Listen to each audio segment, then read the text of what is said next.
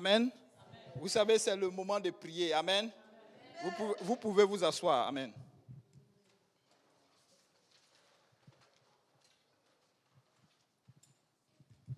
Je sais que vous êtes au courant. Actuellement, les nouvelles ne sont pas trop intéressantes du côté d'Haïti. On vient de perdre 2 missionnaires. Et c'est vraiment, on est vraiment dans la consternation. Et ce n'est pas facile. Surtout que c'est un couple. Amen. Et quand on essaye de voir un peu l'histoire, c'est vraiment tragique. Et ça nous fait vraiment peur. Amen. Et là, on parle d'Haïti, mais ce n'est pas seulement Haïti. Il y a des missionnaires qui sont vraiment brimés au travers le monde, n'est-ce pas, que parfois on n'a même pas de nouvelles. Amen. Donc, gloire soit rendue au Seigneur. Prions beaucoup pour soutenir, n'est-ce pas, la famille. Amen. Ils étaient partis pour faire l'œuvre de Dieu, jeunes mariés. Je ne pense pas qu'ils n'ont pas encore d'enfants. Et ils sont tombés au milieu, n'est-ce pas, d'une situation tragique. Mais vous savez, quand on vient au monde, il n'y a pas, n'est-ce pas, une date ou une écriture de l'Éternel qui dit à quel moment tu vas partir et comment tu vas partir. Amen. C'est pourquoi aujourd'hui, c'est l'heure acceptable. Amen. De donner, de travailler fort pour son salut. Amen. Alléluia. Le Seigneur est bon. Et nous rendons grâce à Dieu pour toutes choses. Aujourd'hui, n'est-ce pas, nous sommes dans le temps de la Pentecôte. Amen. Même si ça fait 2 semaines que nous fêtons cela, nous sommes dans le temps de la Pentecôte. Donc nous allons parler un peu, n'est-ce pas, de l'utilité du Saint-Esprit. Amen. L'utilité de l'Esprit de Dieu. Amen. Gloire soit rendue au Seigneur. Si ma soeur peut lire, n'est-ce pas, Zacharie 4, 6. Si on peut s'élever pour la lecture de la parole, et puis après ça, vous allez vous asseoir. Désolé.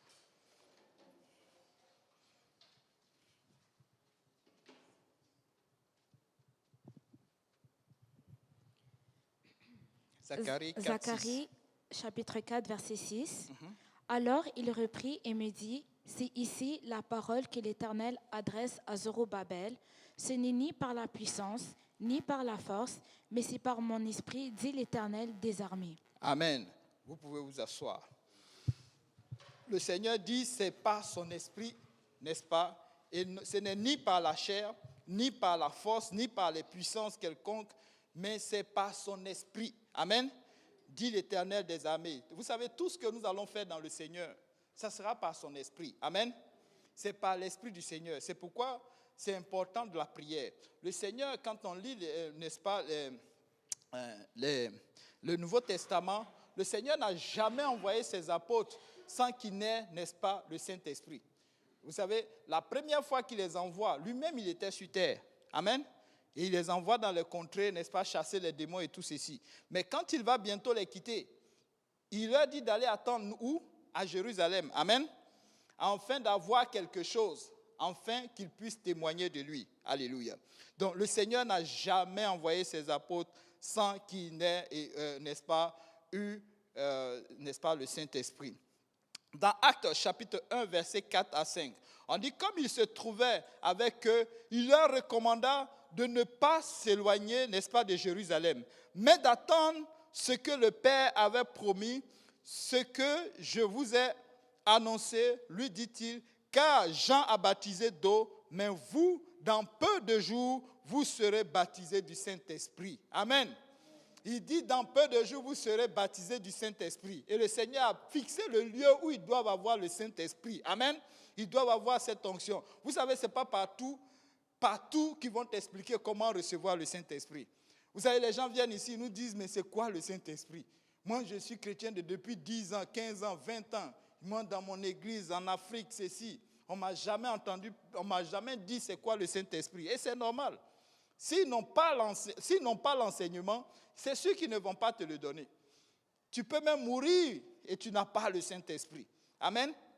Mais le Seigneur, si tu pries et que tu es sage, le Seigneur va te conduire. Moi, je le crois. Pourquoi? Parce qu'il y a certains qui viennent ici, ils disent, le Seigneur m'a dit de venir ici, que j'ai quelque chose à recevoir. Amen. Quelqu'un disait même, il n'est même pas loin. Ils sont venus habiter à côté de l'église. Ils disent, j'ai prié, et puis le Seigneur m'a indiqué cette église.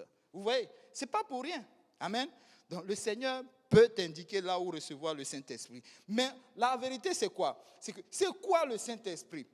Peut-être certains ne le savent pas. Certains donnent des idées dessus. Vous savez, certains disent que le Saint-Esprit, on le reçoit lorsque on fait une confession publique. C'est-à-dire, je viens là, je dis, j'ai menti, j'ai volé, j'ai fait ceci. Bon, voilà. Ouais, je me dégage de tout ce que j'ai fait. Et puis, je reçois, après ça, c'est le Saint-Esprit que j'ai. Amen. J'ai comme une paix intérieure à moi, et puis c'est le Saint-Esprit. D'autres disent que c'est parce qu'ils ont adhéré à une église qu'ils ont reçu le Saint-Esprit. D'autres enseignent même que tu es sauvé, tu es sanctifié, et après ça maintenant, tu es rempli du Saint-Esprit. Bon, ce sont les doctrines que nous trouvons dehors. Certains groupes religieux disent que c'est important, c'est agréable, c'est bien, mais que ce n'est pas important pour le salut. C'est vrai, c'est écrit dans la Bible, les gens le font, mais ce n'est pas important pour le salut. D'autres disent que c'est une personnalité dans l'église. Oui, ils disent que c'est une personne qui est là dans l'église. Je ne sais pas quelle caractéristique, sur quoi ils se basent pour dire que c'est la personne là qui est le Saint-Esprit. D'autres disent que par contre, ce n'est pas tout le monde qui doit être rempli du Saint-Esprit. C'est un groupe de personnes consacrées. Amen. Ce n'est pas tout le monde. D'autres même disent que c'est la langue du diable. Je vous avais déjà dit ça ici. Oui.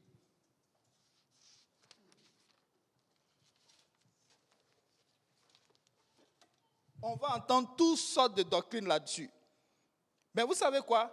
Il y a une seule chose qui est importante. Quand on suit l'enseignement du pasteur, le pasteur nous dit toujours, c'est la parole de Dieu, c'est-à-dire la Bible qui est la mesure. Tu peux entendre beaucoup de choses, mais que dit la Bible? Que dit la Bible? Donc nous allons aller, n'est-ce pas, scruter la Bible pour savoir de quoi est-ce que le Seigneur est en train de parler lorsqu'il dit dans peu de jours, vous serez remplis du Saint-Esprit. Le Saint-Esprit d'abord, c'est l'Esprit de Christ. Amen. Dans Romains chapitre 8, versets 9 à 11.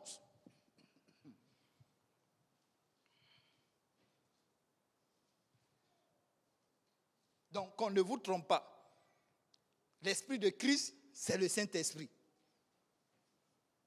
Oui, Romains chapitre 8, versets 9 à 11. Pour moi, Pour vous. Pour vous.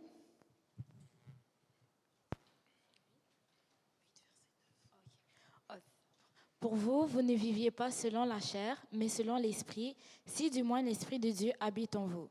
Si quelqu'un n'a pas l'Esprit de Christ, il ne lui appartient pas. Et si Christ est en vous, le corps, il est vrai, est mort à cause du péché, mais l'Esprit est vie à cause de la justice.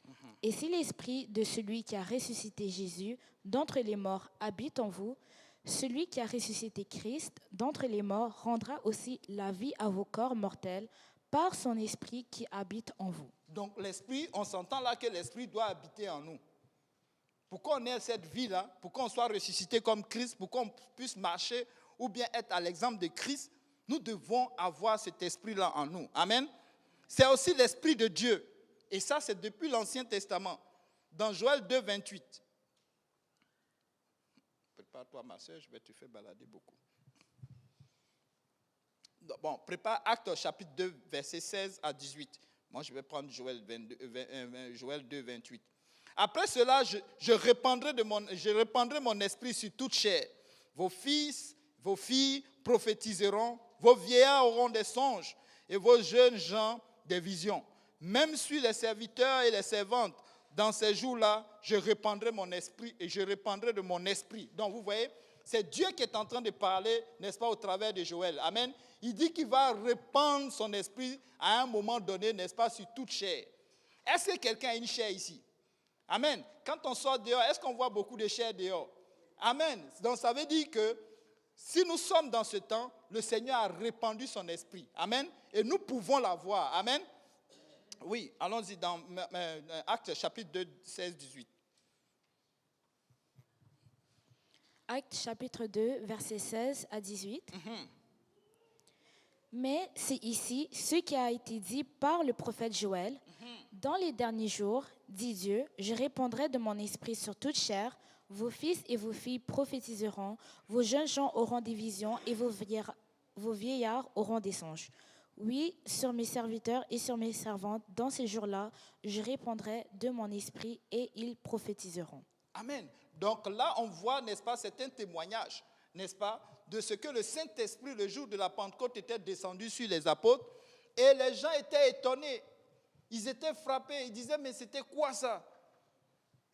On a l'impression qu'il y a d'autres qui sont spirituels et il y a un groupe qui était encore en retard. Donc c'est pourquoi ne sois pas étonné si tu parles en langue que d'autres ne parlent pas. Alléluia. Il y aura toujours quelqu'un qui va l'expérimenter avant les autres. Amen. Mais ils ont besoin de quoi? De l'enseignement. Donc tu ne dois pas être intimidé. Tu ne dois pas être comme, oh moi, c'est comme si ma chrétienté, c'est nous. Ils nous disent, ils nous taguent que c'est nous seulement qui allons être sauvés. Et puis, bon, les autres vont être comme... Non, c'est normal. Ce n'est pas tout le monde qui a le même enseignement au même moment. Amen. Qui a la même révélation. Alléluia. C'est la nouvelle naissance. Amen. Dans Jean chapitre 3, versets 1 à 8. Nous le lisons, c'est très long. Mais on peut voir là qu'on a beaucoup cité ce verset, ce chapitre-là ici. N'est-ce pas? On parle, n'est-ce pas, de la rencontre de Nicodème avec... oui, c'est Nicodème, n'est-ce pas? Amen. De Nicodème avec Jésus. Il vient voir Jésus de nuit. Et il lui dit quoi? Il dit, Jésus, tu peux le lire en même temps. Lis-le. Jean chapitre 3, verset 1 à 8. Eh bien, je vais t'arrêter un peu. Ok. Mais il y eut un homme d'entre les pharisiens nommé Nicodème, un chef des Juifs, qui vint, lui, auprès de Jésus de nuit et lui dit, Rabbi, nous savons que tu es un docteur venu de Dieu, car personne ne peut faire ces miracles que tu fais si Dieu n'est avec lui. Jésus lui répondit, en vérité, je te le dis, si un homme ne naît de nouveau, il ne peut voir le royaume de Dieu. Nicodème lui dit, comment un homme peut-il naître quand il est vieux? Peut-il rentrer dans le sein de sa mère et naître? Jésus répondit, en vérité, je te le dis, si un homme ne naît d'eau et d'esprit, il ne peut entrer dans le royaume de Dieu. Point. Arrête-toi un peu. Donc, on voit là deux éléments essentiels que le Seigneur, n'est-ce pas, a laissés pour que, n'est-ce pas, et c'est vraiment complet. On ne doit rien ajouter. On ne peut rien retrancher. Deux éléments essentiels pour le salut. Amen. On parle d'eau et d'esprit. On parle d'eau et d'esprit pour le salut. Quand il parle d'entrer dans le royaume, il parle du salut. Il n'y a rien d'autre. Vous savez, la parole de Jésus, ça vaut deux. Amen.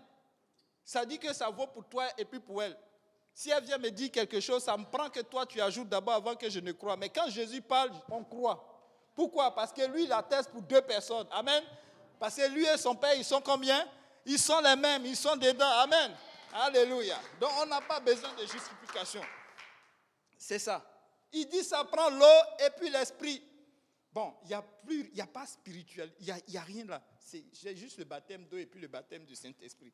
Ils vont vous fatiguer l'esprit pour rien. Certains disent aujourd'hui qu'on n'a pas besoin du baptême pour être sauvé. C'est grave. Et c'est le sceau. Amen. Le sceau. Vous savez, le sceau était important dans le passé. Le sceau, c'est comme le cachet. C'est comme quelque chose qu'on atteste. Vous savez, c'est un peu comme le tampon. Quand on voit le tampon de Service Canada, on dit oui, c'est vrai. C'est le Canada qui l'a approuvé. Amen. Le Saint-Esprit, c'est l'approbation de Dieu. Amen. Dans Éphésiens chapitre 1, verset 13 et Éphésiens 4, 30. Donc, prends Éphésiens 4, 30. Moi, je vais prendre Éphésiens 1, 13. Éphésiens 1, 13 dit, en lui, vous aussi, après avoir entendu la parole de la vérité, l'évangile de votre salut, en lui, vous avez cru et vous avez été scellés. Voilà le mot.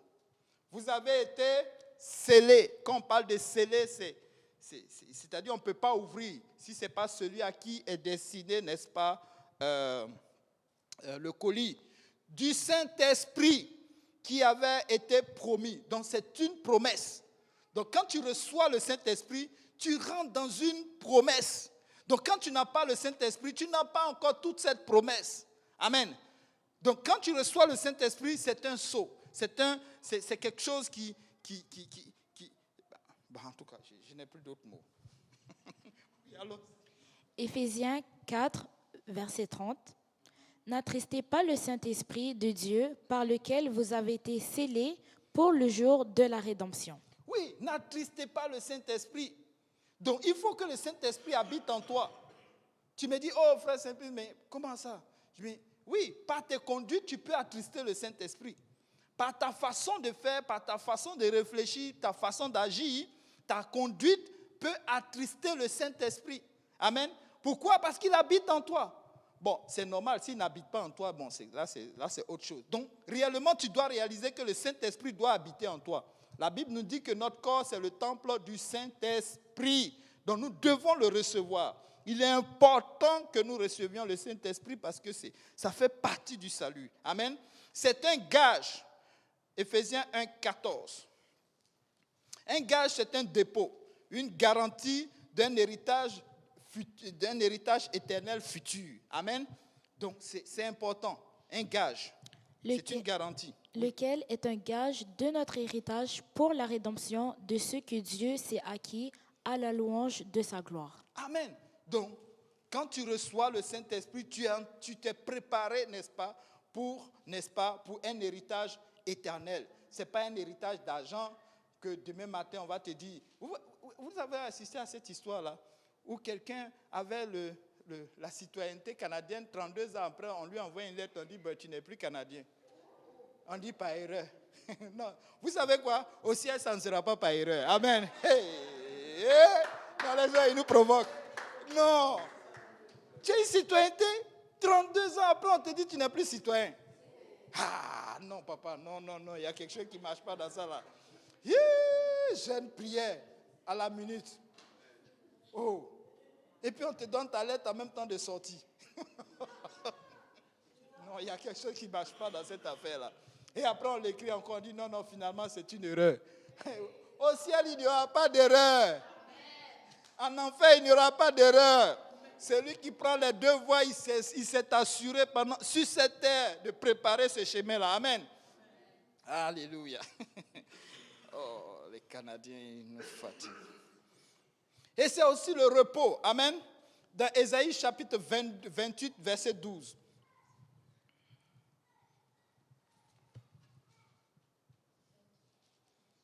Ésaïe 28, 12. C'est un petit verset. Ésaïe chapitre 28, verset 12. Il lui disait, voici le repos, laissez reposer celui qui est fatigué. Voici le lieu du repos, mais ils n'ont point voulu écouter.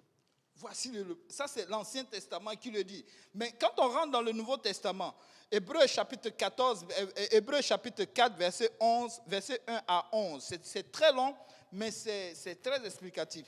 N'est-ce pas? Craignons donc, tandis que la jeunesse, la promesse d'entrer dans son repos subsiste encore. Amen. La promesse du repos. Vous savez c'est quoi le repos? Le repos c'est quoi? C'est après un dur travail. Vous savez que la terre promise, c'était comme le repos pour les gens de l'Ancien Testament. Le sabbat que le Seigneur avait décrété, c'était un temps de repos. Ils travaillaient peut-être pendant certains jours, et puis à un certain jour, ils devaient se reposer. Amen. Et c'était comme ça. Mais nous aussi, nous sommes en train de travailler actuellement. La Bible nous dit que nous faisons un pèlerinage. Pendant que nous travaillons sur notre corps, pendant que nous sommes en train d'évangéliser, pendant que nous sommes dans les soucis, les tracas. Mais la Bible nous dit qu'on a un repos. Le repos, vous savez au ciel, qu'est-ce que nous allons faire? Qu'est-ce que nous allons faire au ciel? Il n'y a plus de travail. Il n'y a plus de facture. Il n'y a plus de souci d'un enfant. Il n'y a plus de souci d'un mari. Il n'y a plus de souci d'une voiture qui tombe en panne. Il n'y a plus de souci d'une citoyenneté qui va être retirée. Il n'y a rien. Il n'y a plus de jeunes. Il n'y a rien d'autre. Oh mon frère, tu veux être là-bas. Oh ma soeur, tu veux être là-bas. Tu veux être là-bas. Alléluia. Non, on veut être là-bas. Hein?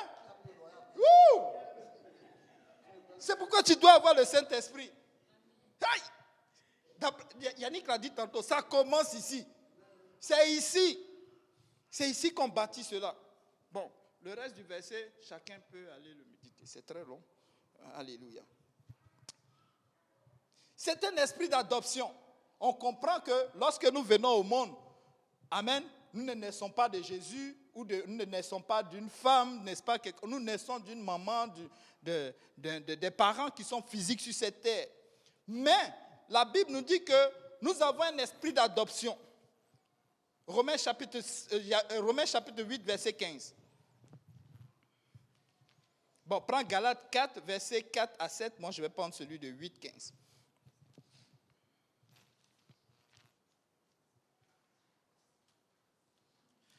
Et vous n'avez point reçu un esprit de servitude. Vous voyez, le Saint-Esprit, ce n'est pas un esprit de servitude. Pour être encore dans la crainte.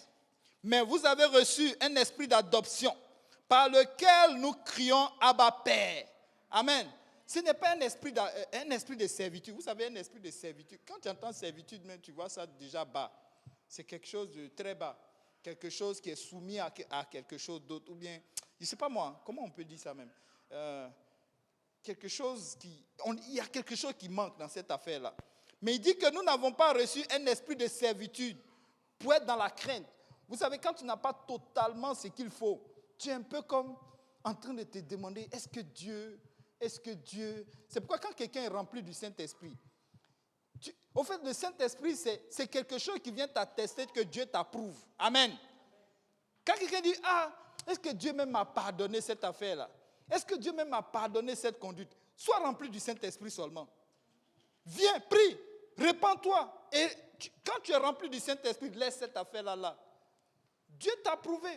Parce que la Bible nous dit que rien d'impur ou de pécheur ne sera devant l'Éternel. Donc lorsque tu te répands et que Dieu revient encore te remplir de son Esprit Saint, ça veut dire qu'il t'approuve déjà. Amen. Donc tu n'as plus à t'occuper maintenant de cette affaire. Désolé. Oui, allons-y mon frère, ma soeur. Mais lorsque... C'est Galates chapitre 4, versets 4 à 7. Mais lorsque le temps a été accompli, Dieu a envoyé son Fils, né d'une femme, né sous la loi, afin qu'il rachetât ceux qui étaient sous la loi, afin que nous reçussions l'adoption. Et parce que vous êtes fils, Dieu a envoyé dans nos cœurs l'esprit de son Fils, lequel crie « Abba, Père ». Ainsi, tu n'es plus esclave, mais fils, et si tu es fils, tu es aussi héritier par la grâce de Dieu. Amen. Vous savez, c'est ici que les enfants adoptifs, on a des problèmes à les insérer dans une famille.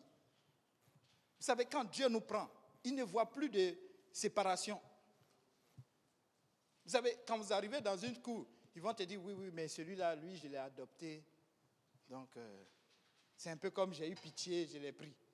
Mais vous savez, au ciel là-bas, le Seigneur ne va pas regarder ça. Il va nous regarder comme nous tous, nous sommes tous ses enfants. Amen. Dans le cœur de Dieu, il n'y a pas de séparation.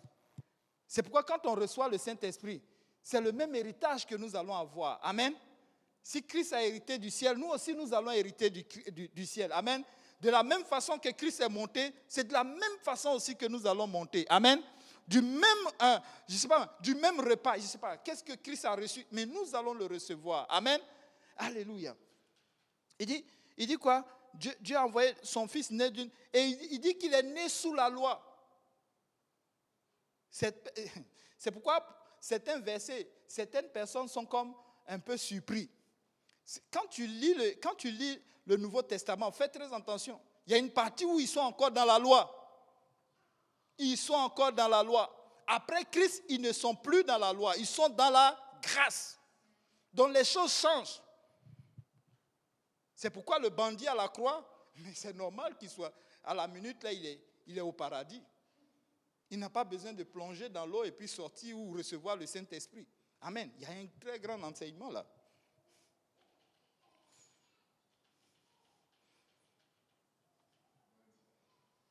Alléluia. Donc, c'est la puissance d'en haut. Et ça, ce sont des promesses. Dans Luc chapitre 24, verset 49, la Bible nous dit, « Et voici, j'enverrai sur vous ce que mon Père a promis. » Donc, il y a une promesse. « Mais vous, restez dans la ville jusqu'à ce que vous soyez revêtus de la puissance d'en haut. » Donc il devait rester à une place jusqu'à ce qu'il soit rempli de la puissance d'en haut. Quand quelqu'un, on lui explique que le Saint-Esprit c'est réel, il vient, il essaye, alléluia, alléluia, ça ne marche pas. Il dit non, ça ne marche pas, cette affaire, c'est faux. Il part.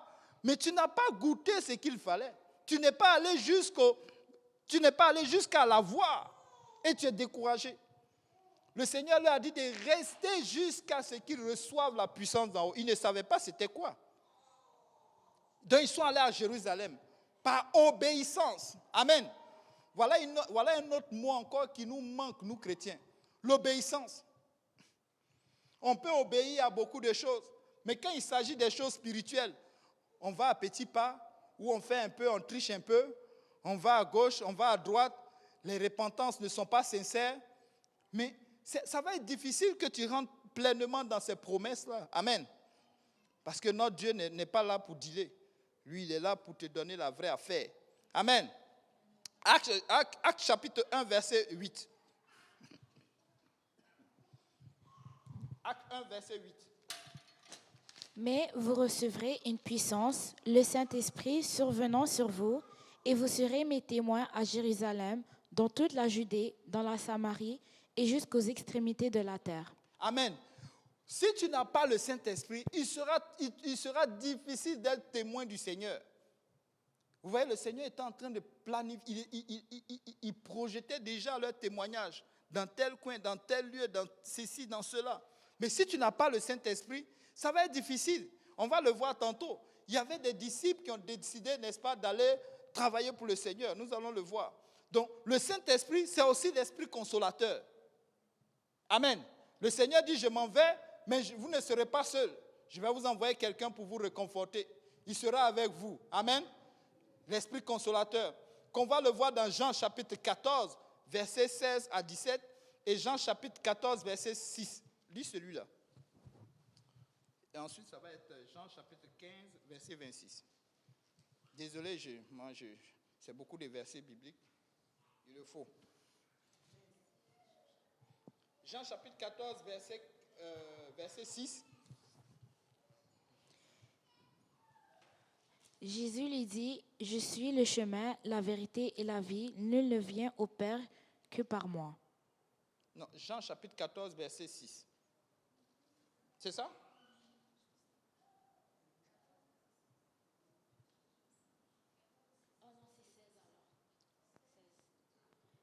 Oui, c'est plutôt 16. Oh, et moi, je prierai le Père, et il vous donnera un autre consolateur, c'est ça, afin qu'il demeure éternellement avec vous. Continue au verset 17. L'Esprit de vérité que le monde ne peut recevoir parce qu'il ne le voit point et ne le connaît point. Mais vous le connaissez, car il demeure avec vous et il sera en vous. En vous. Il dit l'Esprit de vérité. Donc il y a un esprit qui va nous conduire dans la vérité. Donc quand quelqu'un n'a pas encore le Saint-Esprit, il est encore dans le monde. Ce n'est pas parce qu'on veut l'attrister. Non, on ne veut pas t'attrister, mais on veut te dire que tu as un pas encore à faire pour ton salut. Tu dois le recevoir. Il dit pour le moment vous le connaissez parce qu'il est avec vous. Mais bientôt, il sera où? Il sera en vous. Donc il faut qu'il vienne habiter en nous. Il faut qu'il soit en toi. C'est pourquoi les apôtres, le jour de la Pentecôte, ils se sont arrangés à ce que cet esprit-là rentre en eux. La Bible nous dit qu'ils sont allés prier. Ils ont prié, ils étaient 120. Même Marie, la mère de Jésus, a eu besoin du Saint-Esprit. Alléluia. Donc on n'a aucune excuse. C'est un prix, Marie. Bon.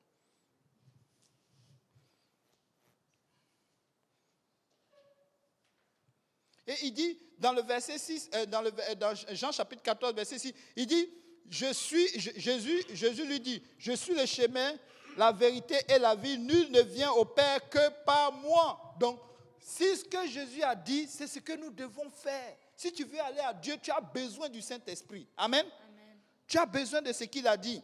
Dans Jean chapitre 15, verset 26, quand sera venu le consolateur que je vous enverrai de la part du Père, l'Esprit de vérité qui vient du Père, il rendra témoignage de moi. Donc, comment tu peux attester de Jésus aujourd'hui? Comment tu peux parler de Jésus? Tu as besoin du Saint-Esprit pour appuyer ton témoignage. Il faut qu'il soit en toi. Quand on prie, quand on lit la parole, on a besoin du Saint-Esprit. Parce que la Bible nous dit que c'est par l'Esprit. Amen. Ceux qui ont écrit de la part de Dieu, c'est quoi? C'est par l'Esprit de Dieu. C'est par l'Esprit de Dieu. Et nous savons qu'avant, ce n'est pas tout le monde qui avait cet esprit-là. Ils étaient choisis. Les apôtres étaient choisis. Ce n'est pas n'importe qui. Mais aujourd'hui, la Bible nous dit que l'Esprit de Dieu s'est répandu sur tout le monde. Pourquoi? Parce que tout le monde doit connaître la vérité. Tout le monde. La Bible nous dit au dernier temps, tout le monde connaîtra la vérité. Mais comment tu veux connaître la vérité sans le Saint-Esprit? Si Dieu ne vient pas habiter en toi. Au fait, le consolateur, lui, vient pour nous aider. C'est une aide. Il vient pour nous aider, n'est-ce pas, dans les défis de nos vies. Il va venir, il sera là, dans les combats. Tu as besoin du Saint-Esprit. Tu as besoin du réconfort. À un moment donné, tu as besoin du repos. Vous savez, à un moment donné, tu n'as plus de paroles pour prier, pour dire au Seigneur. Donc, tu pries seulement en langue. Et le Seigneur va le faire. Amen. Souvent, tu rentres, tu es fatigué. Tu ne sais plus comment prier. Souvent, tu es là et puis tu t'endors. D'autres même s'endorment. Alléluia. Oh, Rabashata. Vous savez, ça, c'est important. La Bible nous dit qu'on n'a pas. C'est là, lui, maintenant, il prend maintenant le contrôle. Amen. Tu as besoin du Saint-Esprit. Il dit, celui qui est en toi est plus fort que celui qui est dans le monde. Mais il faut qu'il soit en toi. Il faut qu'il soit en toi. Maintenant, le but du Saint-Esprit, ce n'est pas pour jouer avec, ce n'est pas pour aller montrer aux gens que tu es in, que tu es ceci, que tu es cela. Non, c'est pour enseigner les gens. Pour la révélation. Parce que quand tu reçois la révélation, tu ne le gardes pas pour toi. Il faut aller aussi l'enseigner aux autres. Pour ton témoignage. Amen. Pour appuyer ton témoignage. Il y a des moments où on va te citer. Il y a des moments où on va t'appuyer. Où il y a des moments où les gens vont te questionner. Vous entendez souvent le pasteur dire, non mais je ne sais même pas d'où est-ce que ça venait. C'est tombé un coup comme ça. Quelqu'un m'a posé une question et puis c'est tombé un coup. Waouh, ça c'est le Saint-Esprit. Pas parce qu'il a plus de Saint-Esprit que toi, mais toi aussi tu peux être en défi.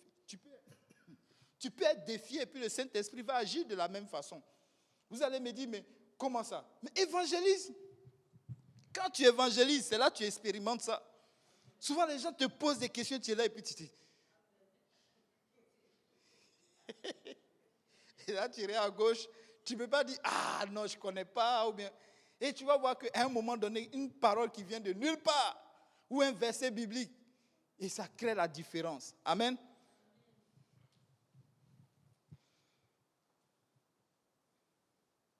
Ainsi, c'est pourquoi le jour de la Pentecôte, n'est-ce pas, le Saint-Esprit descend sur les apôtres. Ça, on peut le voir dans Actes chapitre 2, versets 1 à 4. N'est-ce pas? Ils reçoivent, n'est-ce pas, ce qu'on appelle la révélation du nom. Amen. Avant ça, ils n'avaient jamais parlé du nom de Jésus-Christ. Ils disaient, ouais, de croire en Dieu. Mais lorsqu'ils reçoivent le baptême, lorsqu'ils reçoivent le Saint-Esprit, maintenant, ils peuvent comprendre maintenant Matthieu chapitre 28, verset 19. Sinon, avant, c'était flou pour tout le monde. Amen. C'était flou pour tout le monde. Mais lorsqu'ils reçoivent le Saint-Esprit, les choses changent. Pierre va prendre la parole et il va commencer à enseigner. Il va commencer à donner, n'est-ce pas, les révélations. Il va commencer à dire, n'est-ce pas, donner son témoignage et dire ce qui se passe. N'est-ce pas, tout ce que le Seigneur leur avait enseigné. Donc, on peut le lire, n'est-ce pas, dans Actes chapitre 2. Mais au verset 38, les choses changent. Il dit, oui, Actes chapitre 38, 2, 38. Pierre leur dit, repentez-vous et que chacun de vous soit baptisé au nom de Jésus-Christ pour le pardon de vos péchés et vous recevrez le don du Saint-Esprit. Et vous recevrez le don du Saint-Esprit. Ce n'est nul autre que le même Pierre qui ne voulait aller nulle part. C'est le même encore qui prend la parole pour dire, quoi? Il dit, repentez-vous et que chacun de vous soit baptisé au nom de Jésus-Christ pour le pardon de vos péchés et vous recevrez le don du Saint-Esprit. C'est lui. Et ça, quand on le regarde, c'est la même chose. Ça s'allie directement avec Matthieu 28, 19, qui dit, allez faire de toutes les nations des disciples. Voilà un autre mot que nous allons étudier tantôt.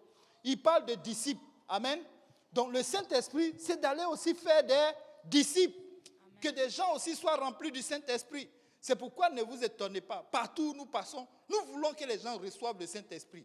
La même chose comme les apôtres. Les apôtres s'assuraient que les gens soient remplis du Saint-Esprit. À cause de quoi? C'est parce que c'est le commandement de l'Éternel. Allez faire des disciples. Pas des disciples qui te suivent et puis ils lavent tes pieds, ils parlent comme toi, ils font des... Non, ce n'est pas ça. Ils te suivent. Désolé, j'ai une touffe qui me fatigue à la fin. Hein?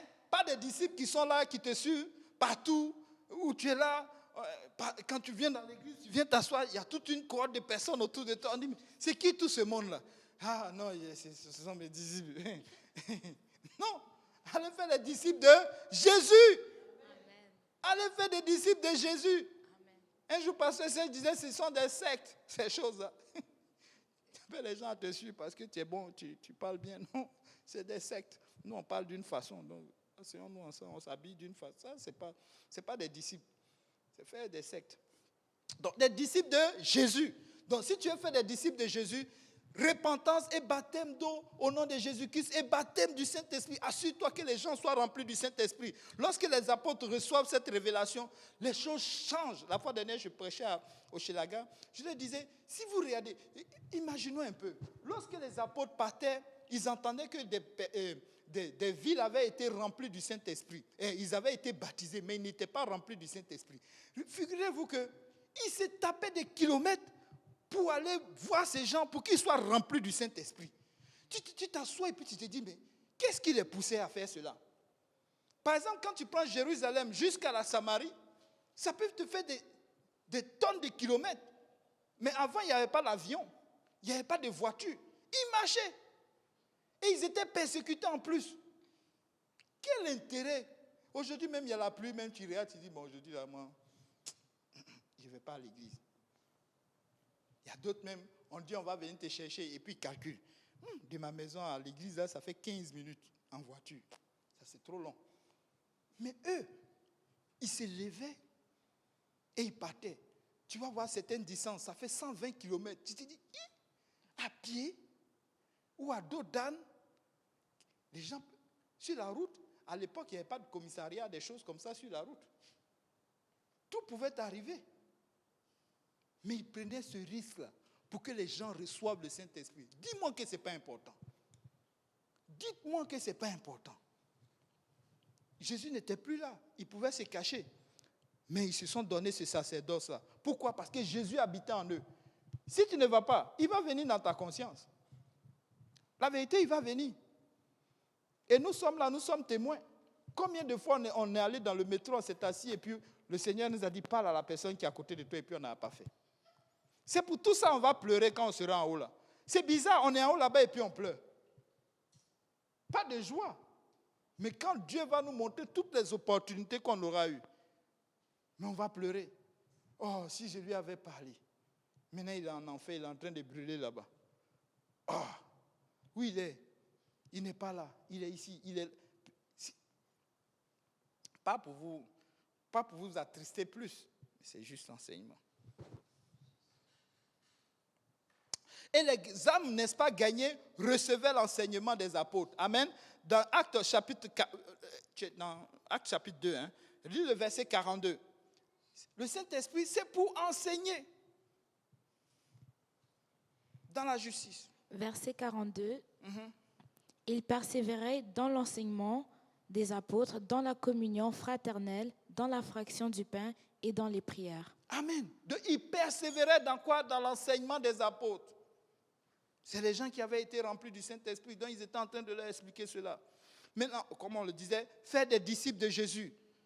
Dans Actes chapitre 19, verset 1, ça c'est plus, c'est de 21 à 3. Ça c'est plus, oui. Non, et tu peux lire d'abord le 41, Actes chapitre 2, 41. On va aller d'abord dans 41 et ensuite on va aller dans 19.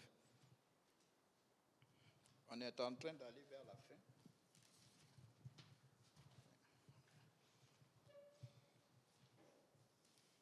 Actes chapitre 2, verset 41.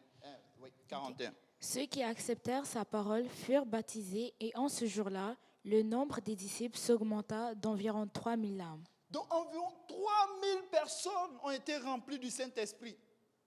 La première église. Donc, tant que tu n'es pas rempli du Saint-Esprit, tu ne ressembles pas à cette église-là. Amen.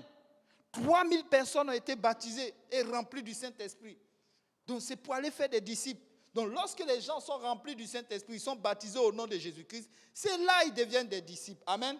Là, tu es en train de faire le travail du Seigneur. Donc, si tu fais que le Seigneur, n'est-ce pas, si la personne a été baptisée au nom de Jésus-Christ, qui n'a pas encore rempli, il n'a pas été rempli du Saint-Esprit, ça veut dire que le travail n'est pas encore complété. Il faut s'arranger à ce que cette personne soit remplie du Saint-Esprit. Si tu m'écoutes aujourd'hui, que tu n'es pas encore rempli du Saint-Esprit, ne te décourage pas. Tu peux l'avoir aujourd'hui.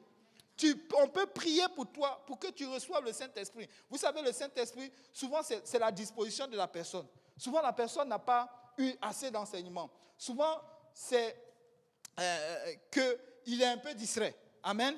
Souvent aussi, c'est quelqu'un qui, je ne sais pas moi, il a eu beaucoup comme par exemple, moi, quand je venais au Seigneur, vous savez, on nous racontait les mythes et légendes. Et c'était, tu sais, quand au pays, là, tu entends, il y a les hommes blancs, les revenants, les cécis, on nous disait plein de contes. Bon, je n'ai jamais vu, mais on croyait. Quelqu'un comme ça, pour avoir le Saint-Esprit, ça va être compliqué. Est-ce que l'affaire là même est vraie? Une fois, je pense que je priais moi seul dans la maison. Il y a des choses qui ont commencé à se passer. Je me suis réveillé un coup comme ça et commencé à regarder autour de moi. Et on ne sait jamais. On ne sait jamais. Il a fallu que le pasteur Serge arrive pour que j'aie cette assurance pour pousser dans le Saint-Esprit. À cause de quoi? Parce que j'avais certaines croyances. Et comme lui, il est là, je me dis, si ces petits trucs blancs là arrivent, ça va il peut me défendre. Mais souvent, c'est là. D'autres ont jeûné et c'est arrivé. Souvent aussi, c'est la repentance. Si ta repentance n'est pas sincère, tu ne vas pas la voir. Tu ne vas pas la voir. Non. Si ta repentance n'est pas sincère, tu vas simplement balbutier, mais tu n'es pas en train de parler en langue, tu n'as pas reçu le Saint-Esprit. Amen. Si tu dis que, ah non, mais je n'ai pas senti comme tu l'as dit, c'est peut-être que la repentance, on doit retourner encore à l'autel. Amen. Oui.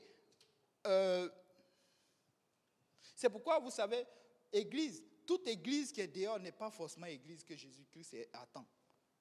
Si tu n'es pas baptisé au nom de Jésus-Christ, rempli du Saint-Esprit, ce n'est pas l'église que le Seigneur Jésus-Christ est en train d'attendre.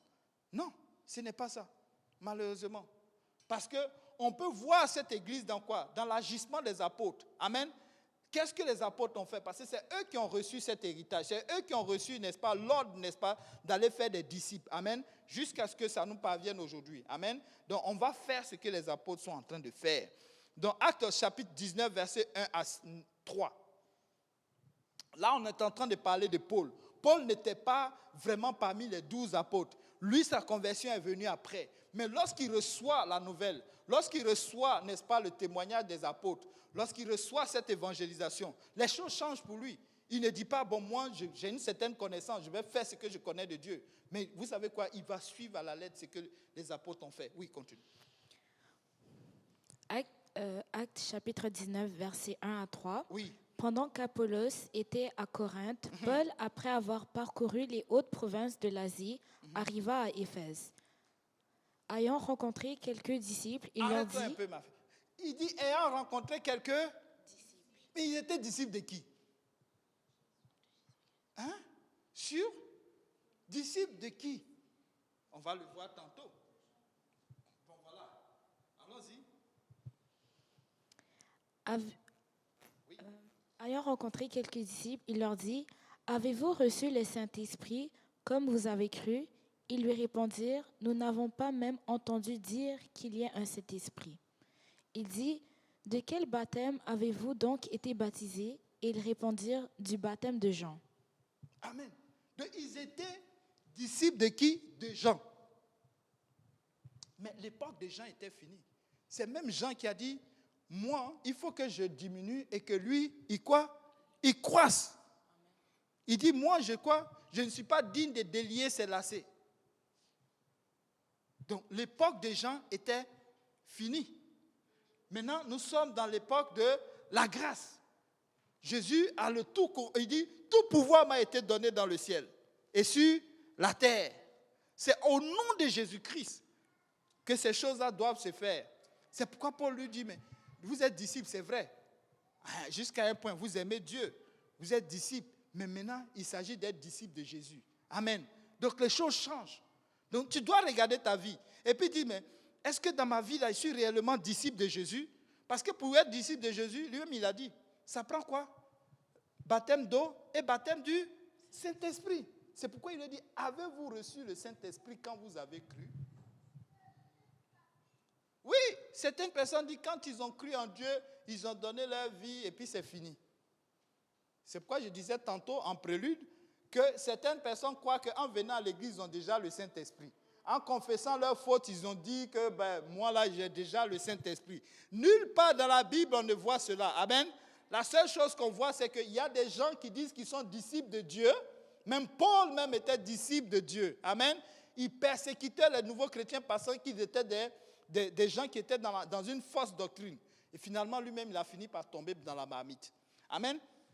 Il leur pose la question de savoir, est-ce que vous avez été rempli du Saint-Esprit? C'est pourquoi moi, je dis aux nouveaux convertis, là, quand vous allez quelque part et que vous entendez quelqu'un qui veut vous prêcher là, ne te fatigue pas à chercher à justifier, à comprendre. Pose, as-tu reçu le Saint-Esprit quand tu as cru? S'il dit non, tu dis bye bye. Aussi simple que ça. Ne tombe pas dans une confusion en train de faire des jeux de mots, de versets, parce que finalement, parce que c'est un vieux renard.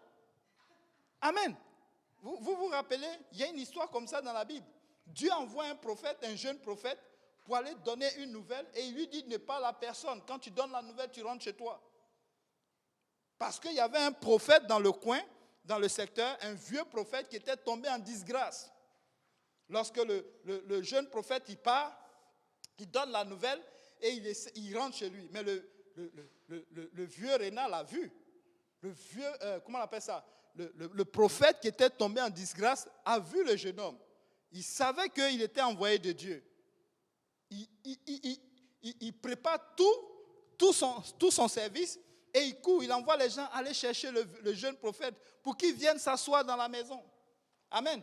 Pour qu'il vienne s'asseoir chez lui. Il vient et puis lui dit, mais tu es quitté quelque part? Il dit oui. Il dit, mais je vais te donner un repas, tu vas manger. Il dit, le Seigneur m'a dit d'aller donner telle nouvelle et de ne pas manger chez quelqu'un, de ne pas m'arrêter et de continuer mon chemin. Mais déjà là, tu es déjà tombé dans l'erreur. Tu t'es déjà arrêté. Et il a continué à converser avec lui. Non, je ne mange pas, non, je ne mange pas. Finalement, il a fini par manger. Et vous savez quoi? Qu'est-ce qu'il attendait dehors? Des lions l'ont fini. Vous savez, souvent, on peut avoir le Saint-Esprit, mais soyons sages. Nous devons être sages. Pourquoi le Seigneur ne nous dit pas de lutter contre le diable? Mais il dit fuis. Parce qu'il sait qu'à un moment donné, il peut prendre le dessus. Amen. Donc, vous devez fuir. Ce n'est même pas une fuite. Je me préserve. Je me préserve. Parce que vous savez, l'une des premières choses qui a fait que le premier être humain est tombé, ce sont les conversations. Ève était en train de converser avec qui? Un élément qui n'était pas de même nature que elle. Souvent, des gens, même tu ne sais même pas d'où ils viennent. Parce qu'ils prêchent la bonne parole. Oh, la confiance naît en lui. Et puis bon. Et c'est comme ça tu tombes. Parce que dans tout ce qu'il est en train de dire, très souvent, il y a des choses qui sont camouflées dans cette parole-là. Et c'est quoi? Tu vas finir par croire. La croyance vient de ce qu'on a. Ça vient bousculer ce que tu croyais avant. Certaines personnes ils vont avoir cette habilité rapide. Et ça, c'est quand le Saint-Esprit joue son rôle. Il laisse le Saint-Esprit jouer son rôle. Oh, pasteur, je viens d'entendre tel. Ah, au moins on peut rattraper.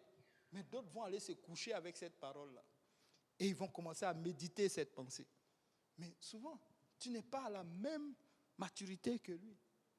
Par exemple, moi, je suis en train d'enseigner là. Mais, écoutez, le prédicateur qui a prêché hier là, on s'entend que lui et moi là, il y a une différence là. Lui, il a des années. Imagine-toi que je tombe sur lui et puis c'est lui que je veux convertir à venir à Christ. Mais il va me finir. Il y a des gens qui sont ici. Un petit Saint-Esprit net, il veut aller défier les pasteurs. Un révérend. Mais lui, il a des années de métier.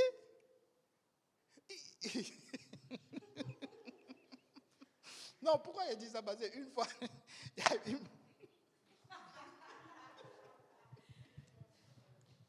Il y a quelqu'un qui m'avait...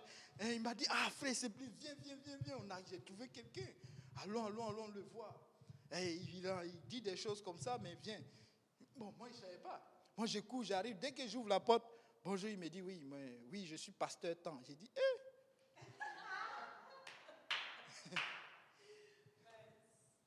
J'étais même pas pasteur, il y a des années de cela. J'ai dit, mais, pasteur. D'abord, même, ça m'a attristé parce que moi, je viens parler de la parole. Est-ce que moi, je viens pour connaître ton titre? Non, je n'ai pas besoin que tu sois pasteur ou bien quoi. On va parler de... Et évidemment, c'est resté là. Hein. Juste Marc chapitre 16, verset 16, on est resté là. Hein. Pourquoi? Parce que lui, il ne croit pas que le baptême, c'est important. Ouais, il dit, l'action, il faut le mettre sur croire. J'ai dit, mais quand on croit, on doit faire quelque chose. Il dit, oui. Et puis il me dit, toi, tu penses quoi? Tous ceux à qui j'ai prié dans les hôpitaux et puis ils sont décédés. Il a dit, pardon, moi je ne sais pas. Moi je ne sais pas. Dans mon cœur là-bas, il dit, je ne sais pas. Je ne sais pas. Non, c'est pourquoi je vous dis qu'à un moment donné, il faut t'envoyer toi-même. Tu le laisses là où il est. Là où il est, avec sa conscience. Non. Le Saint-Esprit.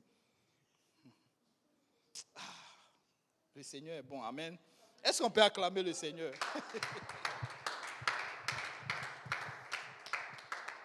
Maintenant, comment on sait qu'on a reçu le Saint-Esprit? Comme je le disais tantôt, comment on le sait? Mais on a des traces, on a des choses qui sont là. Tantôt, Yannick parlait avec le frère et puis il disait que nous, là, nous sommes dans la Bible. C'est quoi votre nom? Le mot que vous avez dit, c'est quoi? Baba, ou bien quoi? Tantôt, là.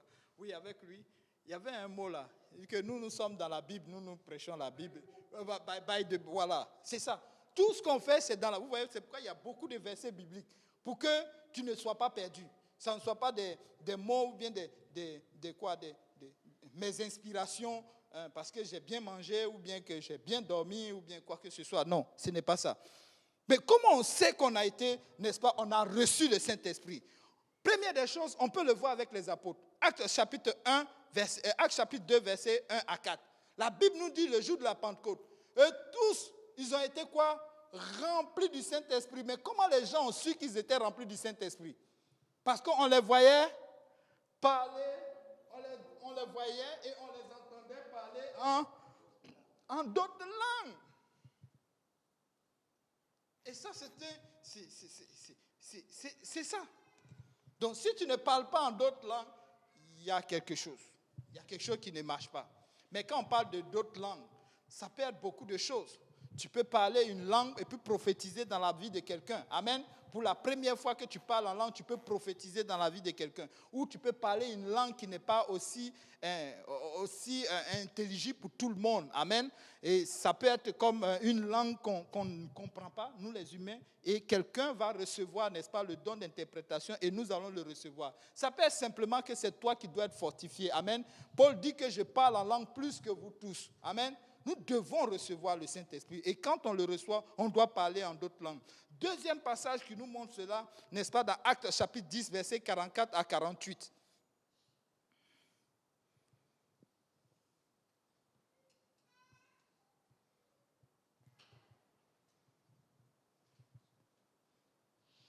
Comme Pierre prononçait encore ces mots, le Saint-Esprit descendit sur tous ceux qui écoutaient la parole. Tous les fidèles circoncis qui étaient venus avec Pierre furent étonnés de ce que le don du Saint-Esprit était aussi répandu sur les païens. Attends un peu. Oui, mets ton petit doigt là. Il dit, quand Pierre prononçait ces mots, ils ont entendu, ils ont quoi? Ils étaient étonnés que le Saint-Esprit était descendu sur les païens. Quand on parle de païens, c'est ceux qu'aujourd'hui, là, en réalité, c'est ceux qui ne sont pas encore chrétiens. Amen. Ceux qui ne sont pas encore disciples, c'est-à-dire repentance, baptême d'eau au nom de Jésus-Christ et puis recevoir le Saint-Esprit. Donc, ce sont des gens qui étaient encore en train de chercher à comprendre ou bien en train de chercher à rentrer dans la maison. Donc, le Saint-Esprit était aussi répandu sur les païens. Mais ils observaient quelque chose. Oui, continue. Car car il les entendait parler en langue et glorifier Dieu. Il les entendait parler en langue et glorifier Dieu. Donc si tu me dis que, frère Simplice, moi là j'ai été rempli du Saint-Esprit. Je dis, est-ce que tu as parlé en d'autres langues? Non. Bon, il y a un problème.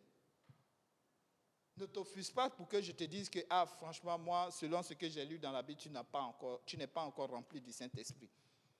Viens, on va recommencer cette affaire-là. Amen. Parce que ici, on dit, il les entendait parler en langue. Mais ça ne veut pas dire forcément que quand tu parles en langue, parce que ma fille, très souvent, elle va imiter tout ce qu'on fait. Hey, quand elle rentre là, elle imite tout. Hein?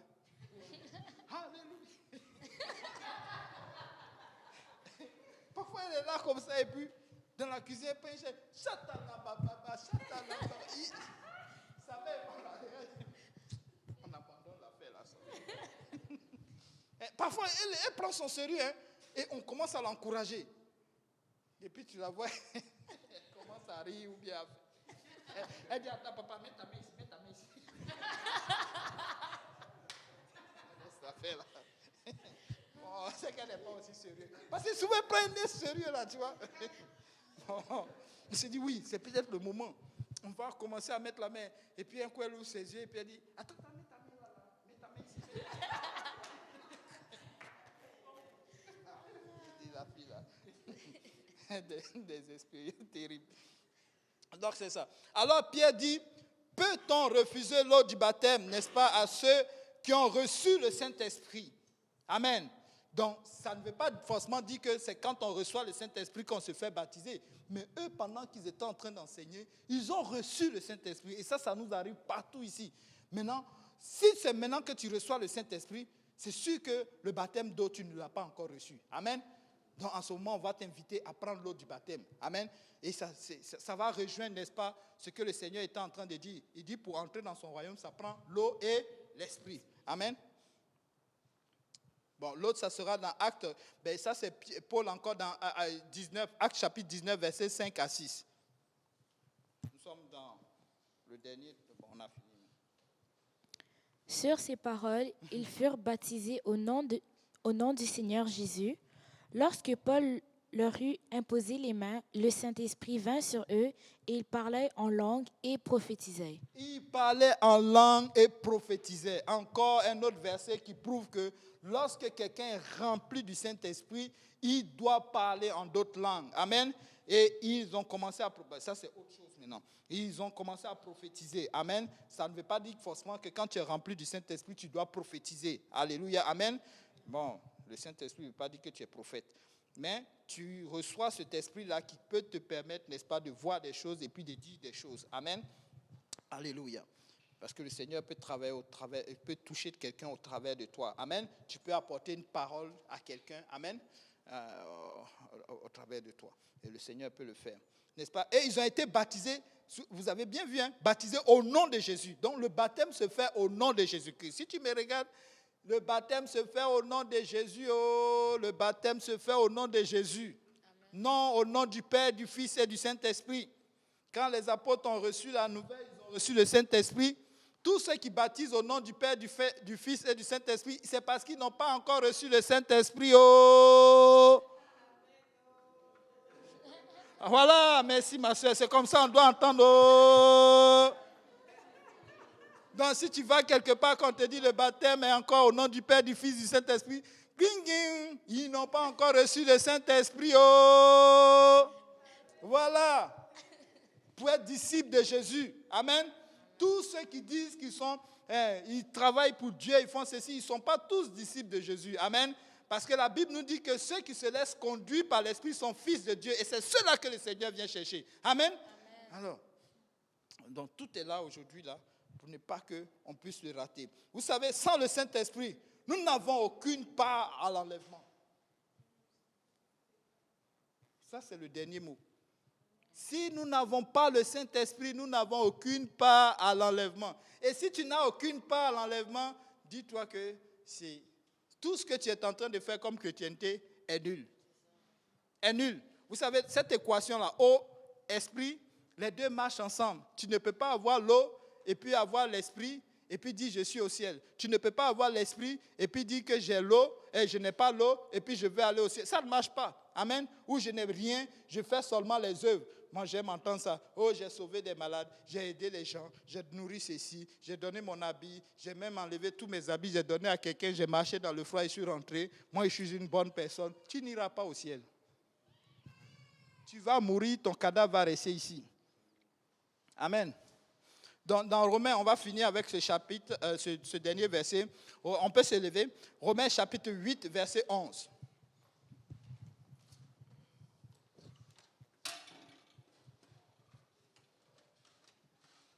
Romains chapitre 8, verset 11. Romains chapitre 8, verset 11. « Et si l'esprit de celui qui a ressuscité Jésus d'entre les morts habite en vous, celui qui a ressuscité Christ d'entre les morts rendra aussi la vie à vos corps mortels par son esprit qui habite en vous. » En vous. Donc, si tu veux avoir la vie en toi, si tu veux être ressuscité, n'est-ce pas, quand tu vas mourir, alléluia. Vous savez, il faut que cet esprit-là reste en toi. La Bible nous dit qu'au dernier temps, il dit quoi? À l'enlèvement, qu'est-ce qu'il y aura? Les morts en Christ ressusciteront. On dit bien les morts en Christ. On n'a pas dit les morts en Jean. On n'a pas dit les morts en pasteur Kaozi. Ils n'ont pas dit les morts en frère Simplice. Oh, si ce n'est pas le frère Simplice qui m'a baptisé, c'est que je n'ai pas eu le bon baptême. Non, tu es sur la mauvaise pente. Parce que Dieu ne nous a pas envoyés pour baptiser les gens, mais pour prêcher l'évangile. C'est pourquoi nous sommes là. L'évangile, c'est quoi? C'est la bonne nouvelle, le plan du salut. Et le plan du salut est simple. N'allons pas chercher loin. Croire en Christ et devenir disciple de Christ, c'est se repentir de ses péchés, comme lui-même il a dit. Et quoi? Baptiser d'eau au nom de Jésus-Christ. Et recevoir le Saint-Esprit. Et vivre une vie de sanctification. Sans la sanctification, nul au nom de Jésus. Amen. Est-ce qu'on peut acclamer le Seigneur? Oh, Rabasata. Yerebo Sata Yata Rabakotorobo Se. Yerebo Sotorobo Se Keterebe. Yerebe Siarabo Sata Yata Rabakotorobo Se Keterebe. Oh, Robo Se Keterebe Sata. Yerebo Sorobo Se Keterebe. Gloire soit rendue à ton Saint-Nom, Seigneur. Nous te louons, nous te rendons grâce, éternel Dieu Tout-Puissant, car tu es bon, Papa, tu es merveilleux, Seigneur Jésus. Merci de nous avoir donné ton plan, éternel Dieu de gloire. Merci, Seigneur Jésus, pour le sang qui a coulé à la croix, Papa.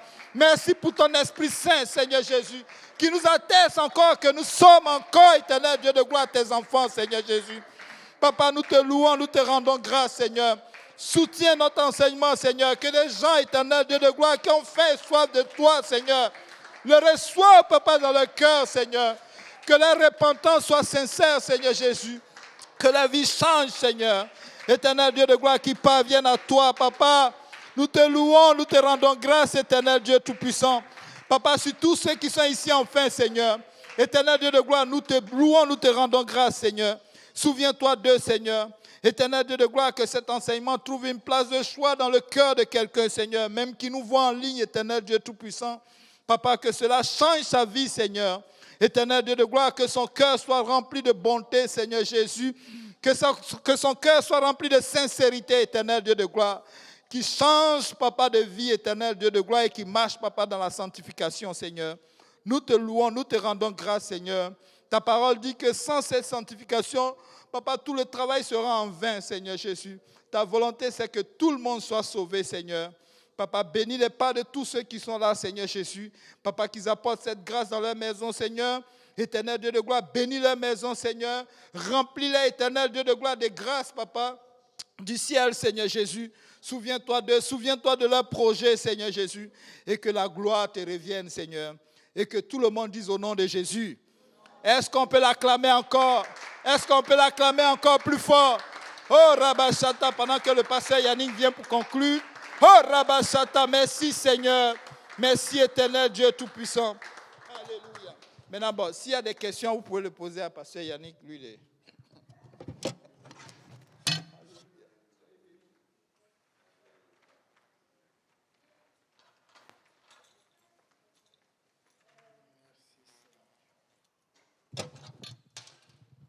Amen. Je sais qu'il y a beaucoup de questions. On va prendre 15 minutes pour répondre aux questions. Amen. Juste mettre quelques clarifications. Amen. Dans Dans tu peux lire Acte 19, versets 1 à 6. Donc, fait que je sais, Frère Simplice, on a baptisé beaucoup de gens, on a évangélisé beaucoup de gens, mais souvent on dit les choses sur le plan général, mais quand on va sur le plan spécifique, ce n'est pas toujours ce qui arrive. Amen. Sur le plan spécifique, on a vu beaucoup de gens qui avaient déjà été remplis du Saint-Esprit, mais qui n'avaient pas été baptisés au nom de Jésus. Amen. Et puis, quand tu es baptisé du Saint-Esprit, tu n'as pas besoin de te rebaptiser, mais tu as besoin de te baptiser au nom de Jésus.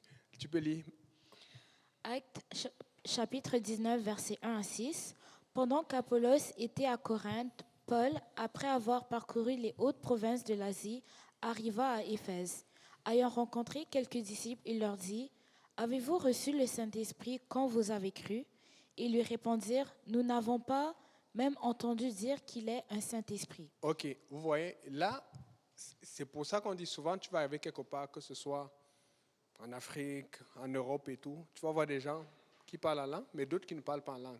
Mais regardez juste l'attitude de Paul. Tu vois un peu. N'oubliez pas que selon notre passé, selon notre vécu, Dieu va toujours tout faire pour nous attirer à une certaine sorte de vérité. Et à la fin, c'est lui qui va juger selon ce que tu as accepté et ce que tu as fait comme effort pour avoir toute la révélation de Dieu. Amen. Comme si tu vas en Égypte aujourd'hui, on a beaucoup de chrétiens, mais ce ne sont pas des chrétiens apostoliques, ce ne sont pas des chrétiens vraiment évangéliques, ce sont des chrétiens coptes. Mais les chrétiens coptes sont en feu pour Dieu. Parce qu'eux, on essaie de les tuer parce que ce qui domine en Égypte, c'est l'islam. Tu vois un peu, si tu vas au Liban maintenant, il y a beaucoup de ce qu'on appelle les chrétiens mémonites. Mais c'est ce qui domine là-bas, mais tu peux voir que Dieu travaille avec eux. Mais à chaque fois qu'ils arrivent ici, tu vas voir qu'ils arrivent, d'autres vont devenir évangéliques, d'autres vont aller plus loin, d'autres vont devenir baptistes, d'autres. Pourquoi la plupart, regardez les statistiques, surtout aux États-Unis, tous les chrétiens qui viennent des pays arabes ou des pays où il y a la persécution en Corée du Nord, ils ne gardent pas, la plupart, c'est rare qu'ils gardent la même religion. Pourquoi quelqu'un qui vient d'un pays qui avait telle croyance change de religion? Parce qu'il se rend compte que dans le contexte là où il était, s'il commençait à dire aux gens de parler, on allait seulement le tuer. Mais Dieu a permis qu'il croie ce qu'il croyait. Mais nous avons toute la révélation dans la Bible. Alors finalement, à quoi ça sert la Bible puisque tout est dans la Bible? Vous comprenez un peu où je vais en venir? Ce qui veut dire que s'il y a une révélation de Dieu qui est pour toi, s'il y a quelque chose que Dieu veut te donner, mais que tu refuses parce que tu dis, oh, j'ai toujours vécu comme ça, j'ai toujours vu ça comme ça, c'est toi qui bloques. Tu bloques ta bénédiction. Parce que, je vous dis, c'est ça fait qu'on dit le miracle, ça fonctionne. Pourquoi c'est toujours les autres qui entendent le miracle? Toute fois, on dit, on passe à faire un témoignage, tel miracle est arrivé, tu dis, waouh, c'est impressionnant, mais toi, tu es toujours là, tu attends ton miracle. Pourquoi ça ne peut pas être toi? Pourquoi tu ne peux pas te lever, tu pries pour ta mère, tu pries pour ton père, tu pries pour quelqu'un, tu dis, au nom de Jésus, maintenant, par la foi, ça doit aussi arriver. Il faut que tu vives ton miracle. Amen. Et là, maintenant, étant donné qu'ils n'ont même pas entendu dire qu'il y a un Saint-Esprit, quelle est la question que Paul leur pose? La suite. Avez-vous reçu le Saint-Esprit quand vous avez cru? Ils lui répondirent, non. Ils lui répondirent, nous n'avons pas même entendu dire qu'il est un Saint-Esprit. Il dit, de quel baptême avez-vous donc été baptisés? Paul questionne leur baptême. Et c'est le même verset que j'avais utilisé, qu'on avait utilisé avec le frère Joseph, et s'est fait rebaptiser au nom de Jésus. C'est le même verset qu'on avait utilisé avec une autre sœur, l'amie de la sœur Jolivie, la semaine passée, s'est fait baptiser. Mais ceux qui refusent de le faire, c'est devant Dieu. On ne te force pas. Mais il faut savoir que Dieu veut savoir ce que tu as fait quand tu as eu la révélation. Je n'ai jamais oublié, je me rappelle, c'était un jour de la veille de prière, non? Quand tu t'es baptisé là. C'était chaud. Hey! Le frère Jean, était là, il était là depuis l'église depuis 2 ans, n'est-ce pas? 2 ans. Il était toujours en haut là, bien, tout allait bien. Mais quand c'est ton jour, Dieu l'a attrapé un veilleur de prière ici, là. C'était son jour, c'était chaud. Il fallait voir comment il courait dans l'eau. Parce qu'il savait que non, il y avait quelque chose. Peut-être ça fait longtemps que tu ne l'as pas fait, mais le jour où Dieu te parle, fais-le. Parce que tu bloques, tu ne sais pas quel ministère Dieu est en train d'ouvrir. C'est pour ça que la Bible parle de naître de nouveau. Parce qu'un enfant qui naît, il a le potentiel de devenir un roi. Il a le potentiel de devenir quelqu'un de grand. Mais des fois, tu bloques encore à la base. Et il dit maintenant, de quel baptême? Ça veut dire qu'on peut questionner ton baptême. Il est en train de dire, de quel baptême avez-vous été baptisé? Qu'est-ce qu'il dit? Et ils répondirent, du baptême de Jean. Continue. Alors Paul dit, Jean a baptisé du baptême de repentance, disant au peuple de croire en celui qui venait après lui, c'est-à-dire en Jésus. Sur ces paroles, ils furent baptisés au nom du Seigneur Jésus. Sur ces paroles, ils furent baptisés au nom du Seigneur Jésus. Amen. Ce qui veut dire qu'ils ont eu 2 baptêmes. Il y a des gens qui disent qu'on peut se baptiser 2 fois. Mais alors, pourquoi la Bible dit dans Éphésiens 4, quand je pense à ça, je me rappelle aussi quand la sœur Megan s'est baptisée. Personne, hein? La sœur Grâce a appelé maman, tout le monde à la maison, sœur Megan. Pourtant, elle avait entendu parler du baptême depuis. Parce qu'en fait, c'est Dieu qui touche le cœur. C'est pour ça qu'il dit que s'il ne t'a pas touché, il n'y a pas de problème. Mais je peux te dire, s'il t'a touché et que tu ne réponds pas, n'endurcissez pas votre cœur si vous entendez sa voix. Parce que c'est l'Éternel qui parle. Amen. C'est ça. Donc, il dit, de quel baptême avez-vous été baptisés? Du baptême de Jean. Ils avaient été baptisés 2 fois. Parce que les gens disent qu'on peut te baptiser 2 fois. En fait, on peut te baptiser 2 fois quand tu es déjà bien baptisé la première fois. Tu n'as plus besoin de te faire baptiser quand tu es baptisé au nom de Jésus. Que personne ne te dise, ne te mente. Amen. Mais si tu n'es pas baptisé au nom de Jésus-Christ, c'était quoi la référence? Puisqu'on a dit sur ces paroles, il fut baptisé au nom du Seigneur. Ça veut dire qu'il n'était pas baptisé au nom du Seigneur. Et on sait que ce n'est pas une question qu'ils étaient baptisés par aspersion, parce qu'on sait que Jean baptisait par immersion. Le problème, c'est qu'il n'y avait pas le nom. Et la Bible dit dans Acte 4, 12 qu'il n'y a aucun autre nom qui a été donné sous le ciel par lequel nous soyons sauvés. Amen. Donc c'est le nom qui manquait. La puissance est dans le nom. Regarde, on dit la puissance est dans le nom. Donc si Dieu appelle quelqu'un aujourd'hui, qu'il obéisse. Amen. Si Dieu appelle quelqu'un qu'il obéisse, c'est pour toi, c'est pour ton avenir, c'est pour ton appel. Ça va briser beaucoup de chaînes. Maintenant, une autre chose qu'il a apporté, que je voulais apporter aussi, qui est important. Vous connaissez l'histoire du prophète, celui qui est parti pour dire ce que Dieu lui avait dit. Mais il y a un détail que les gens oublient souvent. Il est parti d'un endroit pour prophétiser, et un autre prophète qui était dégradant parce que justement il a dû faire des choses qui ne fonctionnaient pas. Mais pourquoi ça a fonctionné? Parce que l'autre prophète savait comment, puisqu'il a été dans la tromperie, puisqu'il a fait des choses qui ne fonctionnaient pas, il savait comment mettre le doute dans l'esprit de l'autre qui vient d'arriver. Maintenant, ce qu'on oublie, pourquoi ça a fonctionné? Parce que le bon prophète qui venait d'arriver, il a commencé à écouter l'autre prophète. Dieu ne l'avait pas envoyé écouter l'autre prophète, Dieu l'avait envoyé prophétiser et partir. Et c'est ce qui est arrivé à plusieurs d'entre nous qui ne sont plus parmi nous et qui regrettent. Dieu les a envoyés travailler pour Dieu, et pendant qu'ils sont allés travailler pour Dieu, ils sont allés écouter d'autres enseignements. Et ça les a tués, le lion les a attrapés. Tu es né quelque part. Là où tu es né, il y avait déjà des pasteurs, il y a déjà des prophètes, mais tu es né dans la vérité. Et le problème, c'est ceci, c'est que tant que tu n'as pas le bon message et que tu ne prêches pas le bon message, tu es cuit. Je disais ça à quelqu'un aujourd'hui. C'est ce qu'on a appris au pasteur. Quand le pasteur a commencé avec le sous-sol de sa maison, l'église de l'Est, c'est quoi, il y a 8 ou 9 ans? Dans le sous-sol. Je vous dis, nous, quand on allait là-bas avec le pasteur Abou, et souvent après, plus tard, quand le frère Stéphane est venu, mais c'est tout pasteur Abou, frère Apo, frère Achille, pasteur Achille, on allait pour manger le riz de la sœur Jolie. Je vous dis, on aimait la fin de l'été parce qu'on allait en haut avec le poulet. Je vous dis, on croyait au pasteur, mais vous savez, quand la conviction est dans le leader, c'est pas la même chose pour les autres. On suit. Faites la même chose. Maintenant, la conviction ici, en même temps, Dieu aussi, après ça, Dieu a mis la conviction dans nos cœurs. Écoutez, ça fait quoi? Ça fait peut-être 1 an ou plus que je suis pas allé chez le pasteur Kauzi, mais on se voit tout le temps. On se voit tout le temps à l'église. On se voit le lundi, le mardi souvent quand il vient au Schlager, on se voit le mercredi, sauf quand il voyage. Mais avant de le voir tout le temps à l'église, où je le voyais, je passais le temps chez lui, ou quand il passait le temps chez moi à l'étude biblique. Parce que dans les premiers pas, j'étais un enfant, j'étais un bébé, je devais être auprès du papa. Et quand j'ai grandi, maintenant, je suis dans la maison et je travaille aussi à mon tour. Si tu ne passes pas le temps auprès du papa et que tu ne fais pas confiance à papa, tu vas écouter ce qu'on va te dire dehors et tu vas trembler, tu vas tomber.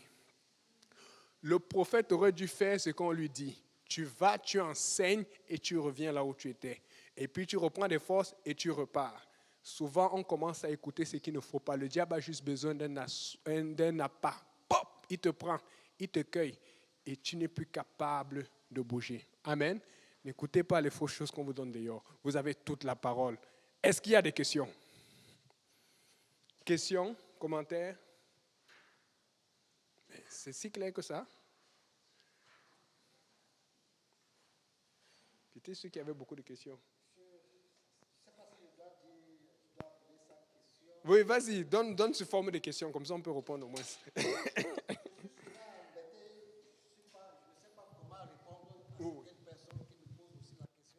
Parce que moi aussi, avant, je posais cette question-là. Ma question, en fait, je vais raisonner comme un scientifique. Hein. Je vais aller... Vas-y, raisonne comme un scientifique spirituel. Entre Jésus et Pierre, qui est plus grand? C'est Jésus. Amen. Donc, la parole de Jésus prime sur celle de Pierre. En principe. Oui, je vois l'argument. Oh, ouais, je vois. Okay. Oui, bien sûr.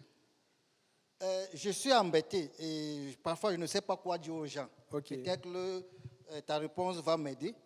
Moi, je te demande, lis Matthieu 28, 19. Justement, j'ai ouvert ça depuis. Lis et on va parler de ça. C'est pour ça qu'on est là. Depuis.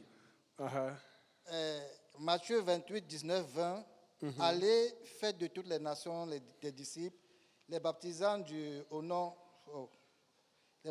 nom du Père, du Fils et du Saint-Esprit. Amen. Et enseignez-leur à observer tout ce que je vous ai prescrit. Ok. Et je sais qu'au nom, c'est au singulier. Donc, ça, c'est le titre de Jésus. Je suis d'accord, ouais. Ça, c'est le titre de Jésus. Ça, je sais. Mm-hmm.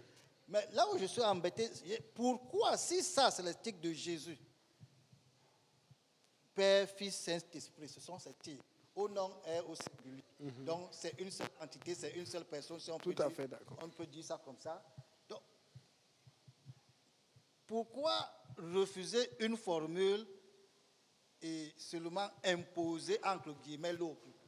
Parce que si on dit au nom de Jésus, et qu'en Jésus, on a le Père, le Fils et le Saint-Esprit, pourquoi refuser catégoriquement la formule « Tu es baptisé au nom du Père, du Fils et du Saint-Esprit » ? Pourquoi refuser cette formule? Parce que dans cette formule, on a les trois titres de Jésus-Christ. Donc, si je dis au nom du Père, du Fils et du Saint-Esprit, c'est pour moi, c'est la même chose que si je disais au nom de Jésus. Ok. Bon, premier indice, le livre des Actes. Jésus dit, allez, faites de toutes les nations des disciples. Maintenant, pour faire un disciple, ça prend le temps comme le pasteur Kaouzi a pris le temps avec nous. 4 ans, 5 ans, d'autres 2 ans. Il y a des gens qui sont venus plus vite. Nous, on est venus très vite, mais on a travaillé longtemps. Amen. Et on n'arrête pas. Mais maintenant, qu'est-ce qui se passe? Je pense que pour ceux qui me connaissent, je fais aussi des disciples, n'est-ce pas? Tu fais un disciple et le disciple fait des disciples. Maintenant, quand tu fais des disciples, ça devient comme l'école, comme l'université. Je me rappelle des cours que j'ai faits. Si tu n'étudiais pas comme il fallait, tu ratais le cours. Qui a déjà eu un cours qui est difficile, tu as réussi, tu étais content? Amen. Je vois beaucoup de gens qui ont dit cela. Donc, nous savons que la Bible, c'est la parole de Dieu et que nous devons la chérir et passer du temps avec. Donc, la Bible est faite d'une façon avec la narration, le style, la métaphore, plein de choses. Il y a tout ce genre de figures de style. Donc, maintenant, on voit Jésus qui est en train de dire, allez faire de toutes les nations des disciples, les baptisants. Et il s'adresse aux disciples. Maintenant, dans la narration, j'ai un choix. Soit je regarde qu'il a dit, allez faire de toutes les nations les baptisants et je m'arrête là. Soit je réfléchis et je regarde tout ce qu'il a fait et tout ce que ceux à qui il a parlé ont fait. Maintenant, quand je vais voir ce qu'ils ont fait, tous les baptêmes dans le livre des Actes, tous, il n'y a pas un seul. Puisque si un disciple qui aime le Seigneur pense que les titres Père, Saint-Esprit, c'est la même chose, il y aurait eu au moins un qui aurait dit, bon, fais au nom du Père, du Fils et du Saint-Esprit. Mais il n'y a pas un seul. Regarde tous les baptêmes dans le livre de la Bible. Il n'y a même pas un seul qui est au nom du Seigneur, du Père et du Saint-Esprit. Maintenant, je continue, regarde. Maintenant, il y a une autre chose qu'on oublie souvent comme argument. Est-ce qu'on est d'accord que pour se baptiser, il faut être repenti? Amen. J'ai déjà été dans un baptême, un truc, parce que c'était une tante il y a longtemps. J'étais parti dans l'église qui était vers la salle et tout. Il y a très longtemps, elle voulait se baptiser, elle voulait, tu sais, bon, je n'étais pas encore bien apostolique, je n'étais pas encore ancré là-dedans. Et j'ai regardé le rite, le cérémonial. C'est pareil comme chez nous. Mais il y a une chose qu'ils font toujours, à la différence qu'ils font au nom du Père et du Saint-Esprit, c'est la repentance. On est d'accord? Ils font toujours la repentance parce qu'on sait que la prière de repentance est importante parce que tu demandes pardon à Dieu. Amen. Mais maintenant, il y a un problème. Là, j'apporte aussi cet argument sur aux Trinitaires ou ceux qui veulent le baptême au nom du Père, du Fils et du Saint-Esprit. Si tu veux baptiser exactement comme Jésus a dit, alors fais exactement comme Jésus a dit. Parce que dans Matthieu 21, 19, il ne dit pas repentez-vous. Est-ce que vous comprenez où je veux en venir? Quand tu lis Matthieu 21, 19 du début à la fin, il n'y a aucun endroit qui dit repentez-vous. On dit allez faire de toutes les nations des disciples les baptisants. Donc comme Jésus a parlé, fais exactement ce qu'il a dit. Maintenant, moi je demande aux Trinitaires, alors pourquoi vous demandez aux gens de se repentir avant de les baptiser au nom du Père et du Saint-Esprit? Parce que vous avez compris quelque part dans d'autres versets qu'il faut se repentir. J'ai dit de la même façon que vous avez compris dans d'autres versets qui s'ajoutent à Matthieu 20, 19 qu'il faut se repentir avant de faire le baptême. Pourquoi nous, on ne peut pas aussi aller comprendre que ce baptême doit être fait au nom de Jésus? Parce que tous les autres versets où ils les ont faits sont faits au nom de Jésus-Christ. Vous voyez où je veux en venir? Des fois, on oublie cet argument-là. Il n'y a pas un seul mot repentance dans ce verset. Tu peux le relire. C'est juste. Donc, si on va terre à terre, on est bloqué. Maintenant, j'ai vu beaucoup de Trinitaires qui parlent en langue. J'ai vu beaucoup de Trinitaires qui ont reçu le Saint-Esprit. Amen. Donc, on est d'accord que le baptême est important pour le pardon des péchés selon la Bible. Mais tout le plan du salut n'est pas dans Matthieu 21, 19. Donc, quelqu'un qui est un enseignant ou un étudiant de la Bible, il est en train de dire, je m'arrête à ce verset et ça me suffit. Mais si tu veux le plan du salut, c'est où? C'est dans Acte 2, verset 38. Ou même, allons, repartons à ce que Jésus a dit. Jésus a dit, si quelqu'un est né d'eau et d'esprit, il ne peut entrer dans le... Amen. Donc, maintenant, on a deux choses. Soit tu essaies d'appliquer la naissance d'eau et d'esprit dans Matthieu 21, 19. On est d'accord qu'on ne peut pas. Parce que la naissance d'eau, c'est le baptême. Mais la naissance d'esprit, c'est le baptême du Saint-Esprit. Donc, en fait, je vais dire la naissance d'eau, c'est le baptême d'eau. Mettons au nom de Jésus ou au nom du Père et du Saint-Esprit. Mais la naissance d'esprit, c'est le baptême du Saint-Esprit avec l'évidence par la langue. Amen. Et donc, on est d'accord que le verset là où Jésus dit, si tu n'es né d'eau et d'esprit, ça doit s'appliquer plus à Acte 2, 38 parce que tu vois tout le plan à l'intérieur. Amen. Bon, maintenant les gens m'ont dit que non. Oh, j'ai reçu Jésus dans mon cœur, c'est correct, ou j'ai déjà fait tel baptême. La Bible dit dans Acte 8, verset 16, qu'ils avaient seulement été baptisés au nom de Jésus. Donc, pour ceux, il y a des gens qui pensent que ta conversion originale, quand tu te baptises au nom du Père et du Saint-Esprit ou quand tu reçois le Seigneur Jésus, ça fait parce que tu as tout reçu. Non. La Bible est tellement bien faite. Il y a tous les cas. Il y a un cas dans Acte 8, verset 16, ça dit clairement, quelqu'un peut lire Acte 8, verset 16?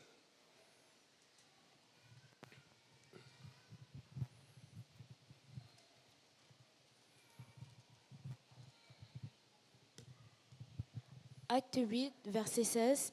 Car il n'était encore descendu sur aucun d'eux. Verset 15 d'abord, pardon. Ceux-ci, arrivés chez les Samaritains, prièrent pour eux afin qu'ils reçussent le Saint-Esprit. Car il n'était encore descendu sur aucun d'eux, ils avaient seulement été baptisés au nom du Seigneur Jésus. Vous voyez?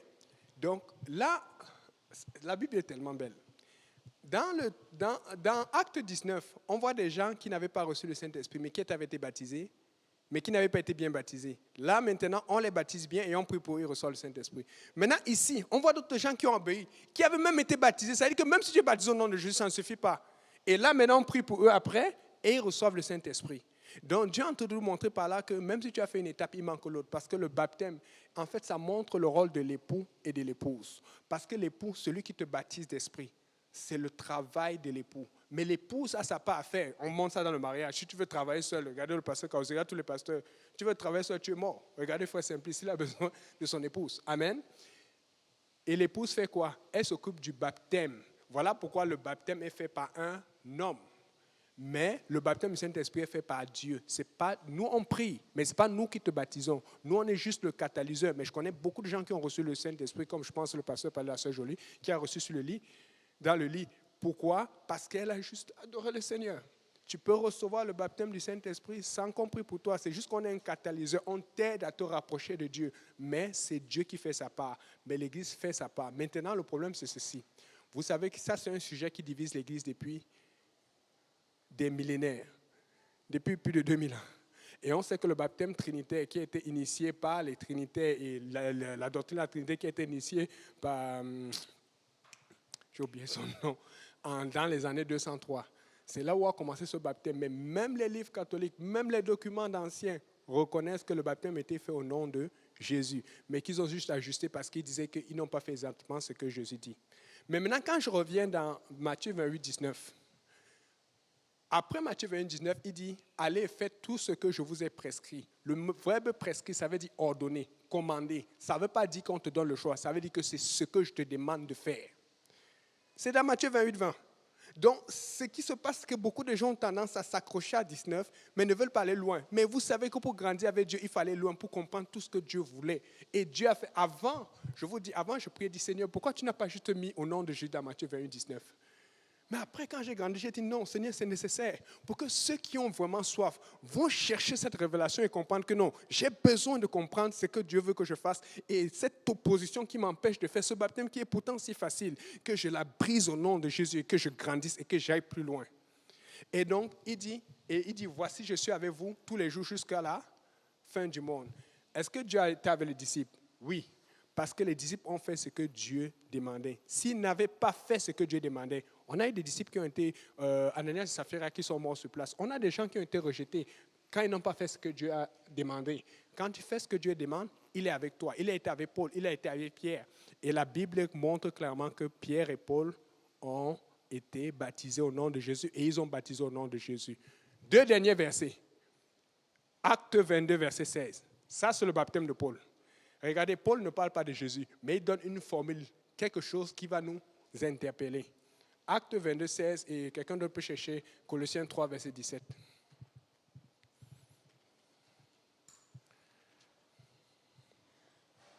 Acte chapitre 22, verset 16. Et maintenant, que tardes-tu? Lève-toi, sois baptisé et lavé de tes péchés en invoquant le nom du Seigneur. Ça, c'est Paul qui parle de son baptême. On lui a dit, maintenant que tardes-tu, lève-toi et sois baptisé, lavé de tes péchés en invoquant. Et j'ai regardé le mot grec là-dessus, ça veut dire prononçant, en criant, en appelant. Le nom du Seigneur, ce n'est pas fait Fils Saint-Esprit. Donc là encore, c'est un autre verset qui va te faire réfléchir. Il n'a pas mentionné Jésus, mais il dit en invoquant le nom du Seigneur. C'est quoi le nom du Seigneur? Tu sais, des fois, Dieu va te faire réfléchir. Et la Bible nous donne un autre exemple. Jérémie 29, on va parler de ça, 29, verset 11 ou 13. Ça dit, vous me chercherez et vous me trouverez si vous me cherchez de tout votre cœur. Il y a tellement d'âmes que Dieu s'attend à ce que tu sauves pour lui, que tu travailles pour lui. Il y a tellement de choses à faire. Mais si cette affaire de baptême te triture, ça va te bloquer. C'est pour ça que je préfère être comme dans le cas du frère Jean-Claude. Il n'a pas tout bien saisi. Même moi, c'était comme ça. Et puis ça a grandi. Et puis Dieu m'a montré plus de choses. Mais il a fait. Mais il y a plein de gens qui disent que non. Je vais d'abord rester de côté. Jusqu'à ce que Dieu me convainque. Mais en t'entendant, si c'est ça qui bloque ta nouvelle naissance, qu'est-ce que tu fais? Colossiens 3, verset 17. Colossiens 3, verset 17. Et quoi que vous fassiez en parole ou en œuvre, faites tout au nom du Seigneur Jésus, en rendant par lui des actions de grâce à Dieu le Père. Il dit, quoi que vous fassiez en parole, donc en parlant ou en agissant, faites tout au nom du Seigneur Jésus. Je prie pour les malades au nom de Jésus. Je prie pour la guérison. Je prie pour le miracle. Je vous dis, je ne sais pas, tous les équipes que je vois, je n'ai pas encore vu, je sais qu'il y a des gens peut-être qui le font, mais une église sérieuse, je n'ai pas vu une église sérieuse qui prie pour les malades au nom du Père, Fils et Saint-Esprit. Je n'ai pas vu une église sérieuse, mature, qu'elle soit apostolique ou non apostolique ou évangélique, une église évangélique qui prie au nom du Père pour la guérison ou pour un miracle. Tout le monde comprend que pour que ça fonctionne, il faut le nom de Jésus. Maintenant, on parle du salut pour rentrer dans l'éternité, dans la présence de Dieu. Et ils vont prendre, c'est parce que le diable met la pression là-dessus, parce qu'il ne veut pas que tu portes le nom du Seigneur. Il n'est pas bête. Et une autre chose, une autre erreur que le diable a fait, vous allez voir dans toutes les versions, Louis II, vraiment on va finir avec ce verset. Acte 10, verset 48. Et les gens apportent beaucoup ce truc. Et en fait, ça a joué contre eux. Dans Acte 10, verset 48, on dit « il fut baptisé au nom du Seigneur ». On ne dit pas Jésus directement. Acte 10, verset 48.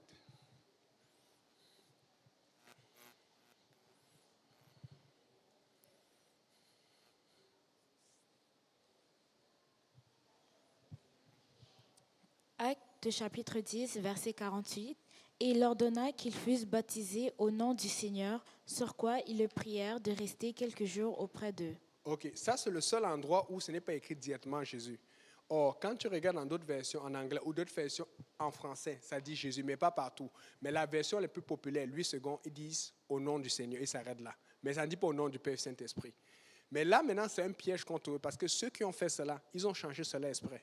Comment tu fais pour savoir? Aujourd'hui, tu as accès, vous savez qu'avec la technologie et les cellulaires, tu as accès aux codex, tu as accès aux anciens manuscrits avec les lettres onciales. Les lettres onciales, c'est plus difficile à lire parce que ce sont les lettres majuscules sans espace, ce sont les lettres cursives.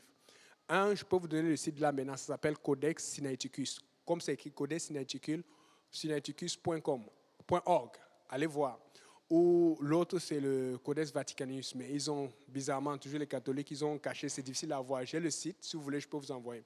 Maintenant, quand tu vas là-dedans, tu prends la partie de ce verset-là, Acte 10, verset 48. Tu vois, c'est écrit au nom de Jésus. Et comment je fais encore? Si tu veux être sûr, tout ce que, et ça, je l'ai fait. Je ne raconte pas des choses que je n'ai pas fait. C'est ce que j'ai fait. Je suis allé dans Acte 2, 38, dans Acte 19, verset 6. Tous les endroits où c'est écrit clairement Jésus, où c'est traduit Jésus. Et j'ai vu le nom parce que dans l'ancien temps, c'est Jesus. Tu vois un peu? Et quand tu vois dans ce verset-là, c'est écrit Jesus. Mais pour une raison que je ne peux pas imaginer, mais je sais pourquoi ils l'ont fait. Quelqu'un qui l'a traduit, au lieu de mettre Seigneur, et tu vois Seigneur, c'est Curious. Au lieu de mettre Curious, Jesus, il a seulement dit Curious. Et ça porte la confusion dans le cœur de beaucoup de gens. Le diable a menti. Dieu au trône et son nom c'est Jésus. Parce que le diable a le peur du nom de Jésus. Les jurons au Québec, Christ. Les jurons partout, même en arabe, partout. Quand on veut blasphémer, quand on veut insulter, c'est toujours le nom de Jésus. Parce qu'il y a la puissance dans le nom de Jésus. Les satanistes n'ont pas le droit. Ils ont un autre nom qu'ils utilisent pour Jésus. C'est connu dans les milieux sataniques. Dans beaucoup d'endroits, on va tout faire. Quand ils vont prier, ils vont faire les incantations. Personne n'a le droit de prononcer le nom de Jésus parce que ça brise toutes les chaînes.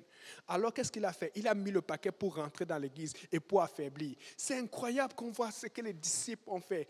Nous sommes les descendants des disciples. Comment je veux dire ça? Ça veut dire que si tu es un pasteur ou un gérant ou un dirigeant, qui qu'il soit, il doit descendre des disciples. C'est pour ça qu'on s'appelle apostolique, qui vient de apôtre. Si tu viens d'apôtre, ça veut dire que tu veux suivre ce qu'ils ont fait.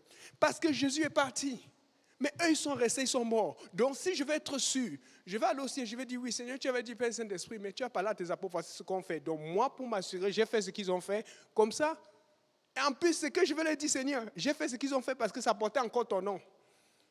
Il dit, mais oui, tu as fait Père Saint-Esprit que j'aurais dit, mais il n'y a pas mon nom. Comment tu fais maintenant devant le Seigneur, Jésus, et tu n'as pas porté son nom qui est Jésus? Vas-y, question.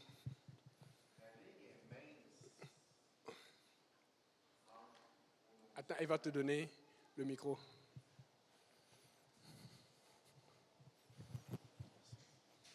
La ligne est mince entre Matthieu 28, 19 et Actes.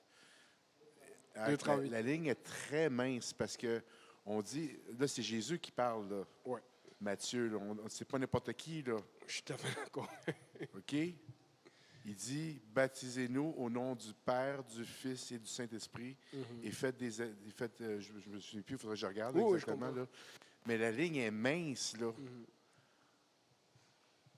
Ça veut dire que pendant 14 ans, on m'aurait menti? Tout ce que je peux dire, c'est ceci, c'est que moi, quand j'étais au Cameroun, moi, j'avais des expériences spirituelles. Je me rappelle le moment où Dieu m'a parlé. Et ceux qui m'ont parlé le baptême au nom de Jésus pour la première fois, c'était mes cousins. Ils étaient charismatiques. Mais je ne l'ai jamais fait.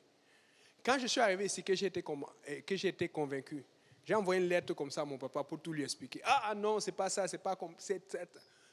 Moi, je suis sûr que Dieu est avec moi. Il faut comprendre, c'est ce que j'ai donné. C'est pour ça que je donne l'exemple des Coptes en Égypte.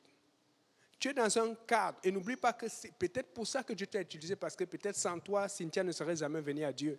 Mais sans mes cousins, je n'aurais jamais eu cette force de servir Dieu, cette volonté de servir Dieu, parce que c'était les seuls dans la famille qui étaient en feu pour Dieu. Mais le seul qui avait été touché, à quel point vous avez été touché? Sœur Georgette, tu vas crier. Un jour, je vais au pays et je te racontais à quel point, parce qu'on m'a dit que Dieu était capable de tout. Et puis souvent, j'étais malade, il y avait des faux trucs qui arrivaient dans la famille. On disait qu'il fallait au village. On dit qu'il faut aller au village, il faut mettre les choses, il faut faire des choses. Il y a beaucoup de pratiques chez nous au pays, au Cameroun. Et mon père est chrétien. Il a laissé faire. Lui aussi, on a mis la pression. Des fois, il y a la pression, on laisse et tout. On arrive au village, on veut me toucher. J'ai dit, j'étais gêné. Mais j'avais peur. Je te dis, j'ai tremblé dans mes culottes. J'étais encore jeune, je pense que j'avais 13, 14 ans. Mais mes cousins m'avaient déjà parlé de Dieu. Ma tante aussi avait parlé de Dieu. Et puis quand j'arrive maintenant, c'est le temps de me toucher et de faire les choses qu'ils ont fait sur d'autres personnes, je voyais. J'ai dit non, j'avais peur. Mais quelque chose me disait dans mon cœur, parle seulement. Et j'ai dit devant le sorcier et les autres que non, Dieu va me guérir, Dieu va faire, il va arranger les choses. On dit, mais pourquoi tout là? En fait, dans mon cœur, s'il me prenait, me forçait, je ne sais plus, j'allais seulement laisser parce que j'avais peur. Mais tout ce que j'ai fait, c'est ce qu'on m'a appris, c'est déclarer Jésus. Non, Jésus va s'occuper de moi, je n'ai pas besoin de ça. À ma grande surprise, ils m'ont laissé tranquille. J'étais surpris. J'ai compris que je devais refuser. Il y a des choses spirituelles qui ne peuvent pas fonctionner sur toi si tu ne refuses pas. Et j'ai compris que je n'étais pas baptisé au nom de Jésus, mais Dieu travaillait déjà avec moi. Je n'étais pas baptisé au nom de Jésus, mais Dieu travaille avec toi où que tu sois. Mais c'est à toi de voir est-ce que tu veux qu'il aille plus loin. Et Dieu va te garder aussi longtemps qu'il faut pour t'amener plus loin. Amen. Amen. Est-ce que ça veut dire que je dois me refaire baptiser? Si tu veux te refaire, je serai très heureux de te baptiser là maintenant. Parce que tu vas t'embarquer avec le Seigneur. Amen. On est baptisé. Alléluia. Oh Seigneur. Amen, amen, amen, amen. Donc, on va s'élever, on va prier, et on va aller baptiser le frère Pascal avec joie dans le précieux nom de Jésus. Alléluia. Prions Dieu. Seigneur Jésus, merci pour ta grâce, Seigneur. Merci, Seigneur Jésus, pour l'intervention du frère Jean-Claude. Merci, Seigneur, pour toutes ces choses qui permettent que ton nom soit glorifié, que ta parole soit adorée, Seigneur, que ton nom soit connu, que le nom de Jésus, cette révélation commence à remplir le Québec, à remplir le Canada, à remplir l'univers avec force et puissance, Seigneur Jésus. Que tous ceux qui souffrent à cause de ce nom ne le regrettent pas et se réjouissent parce que le Seigneur est en train de revenir au nom de Jésus. Que tout le monde dise au nom de Jésus. Et que le Seigneur bénisse aussi le repas, que ta main soit sur eux. Vous pouvez vous servir pendant que nous, on va aller faire le baptême. Amen. Alléluia.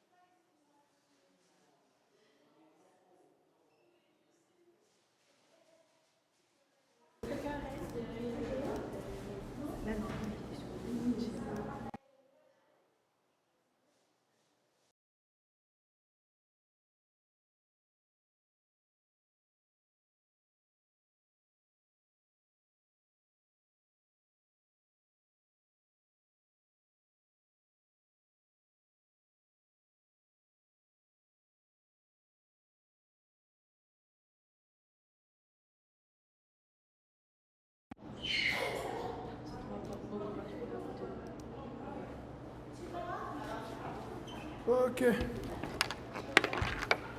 À nous, allez. Je vais juste mettre ça ici. Parce que ici, il va falloir prendre une vidéo. Parce que l'œuf n'a pas aussi. Il faut que tu sois un peu de. Ouais, je connais l'iPhone. Tu appuies sur tu vas prendre la puce. Ça sera en direct. Et l'autre, il faudra prendre une vidéo. Jérémy, tu as été libéré. Hein? Même ta liberté. Hein?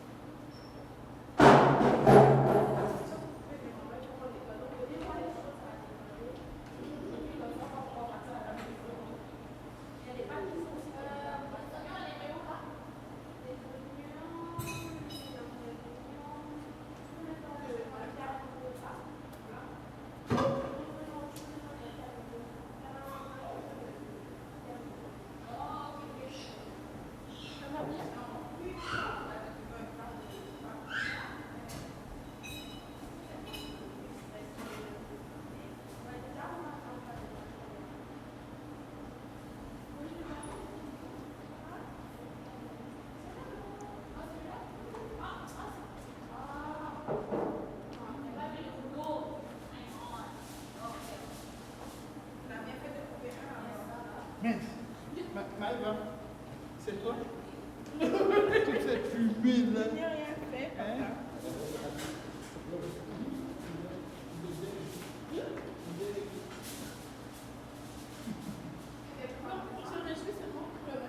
Ah, ok, ok. Tu vas donner ça à la fin. Tu vas où? Tu vas où?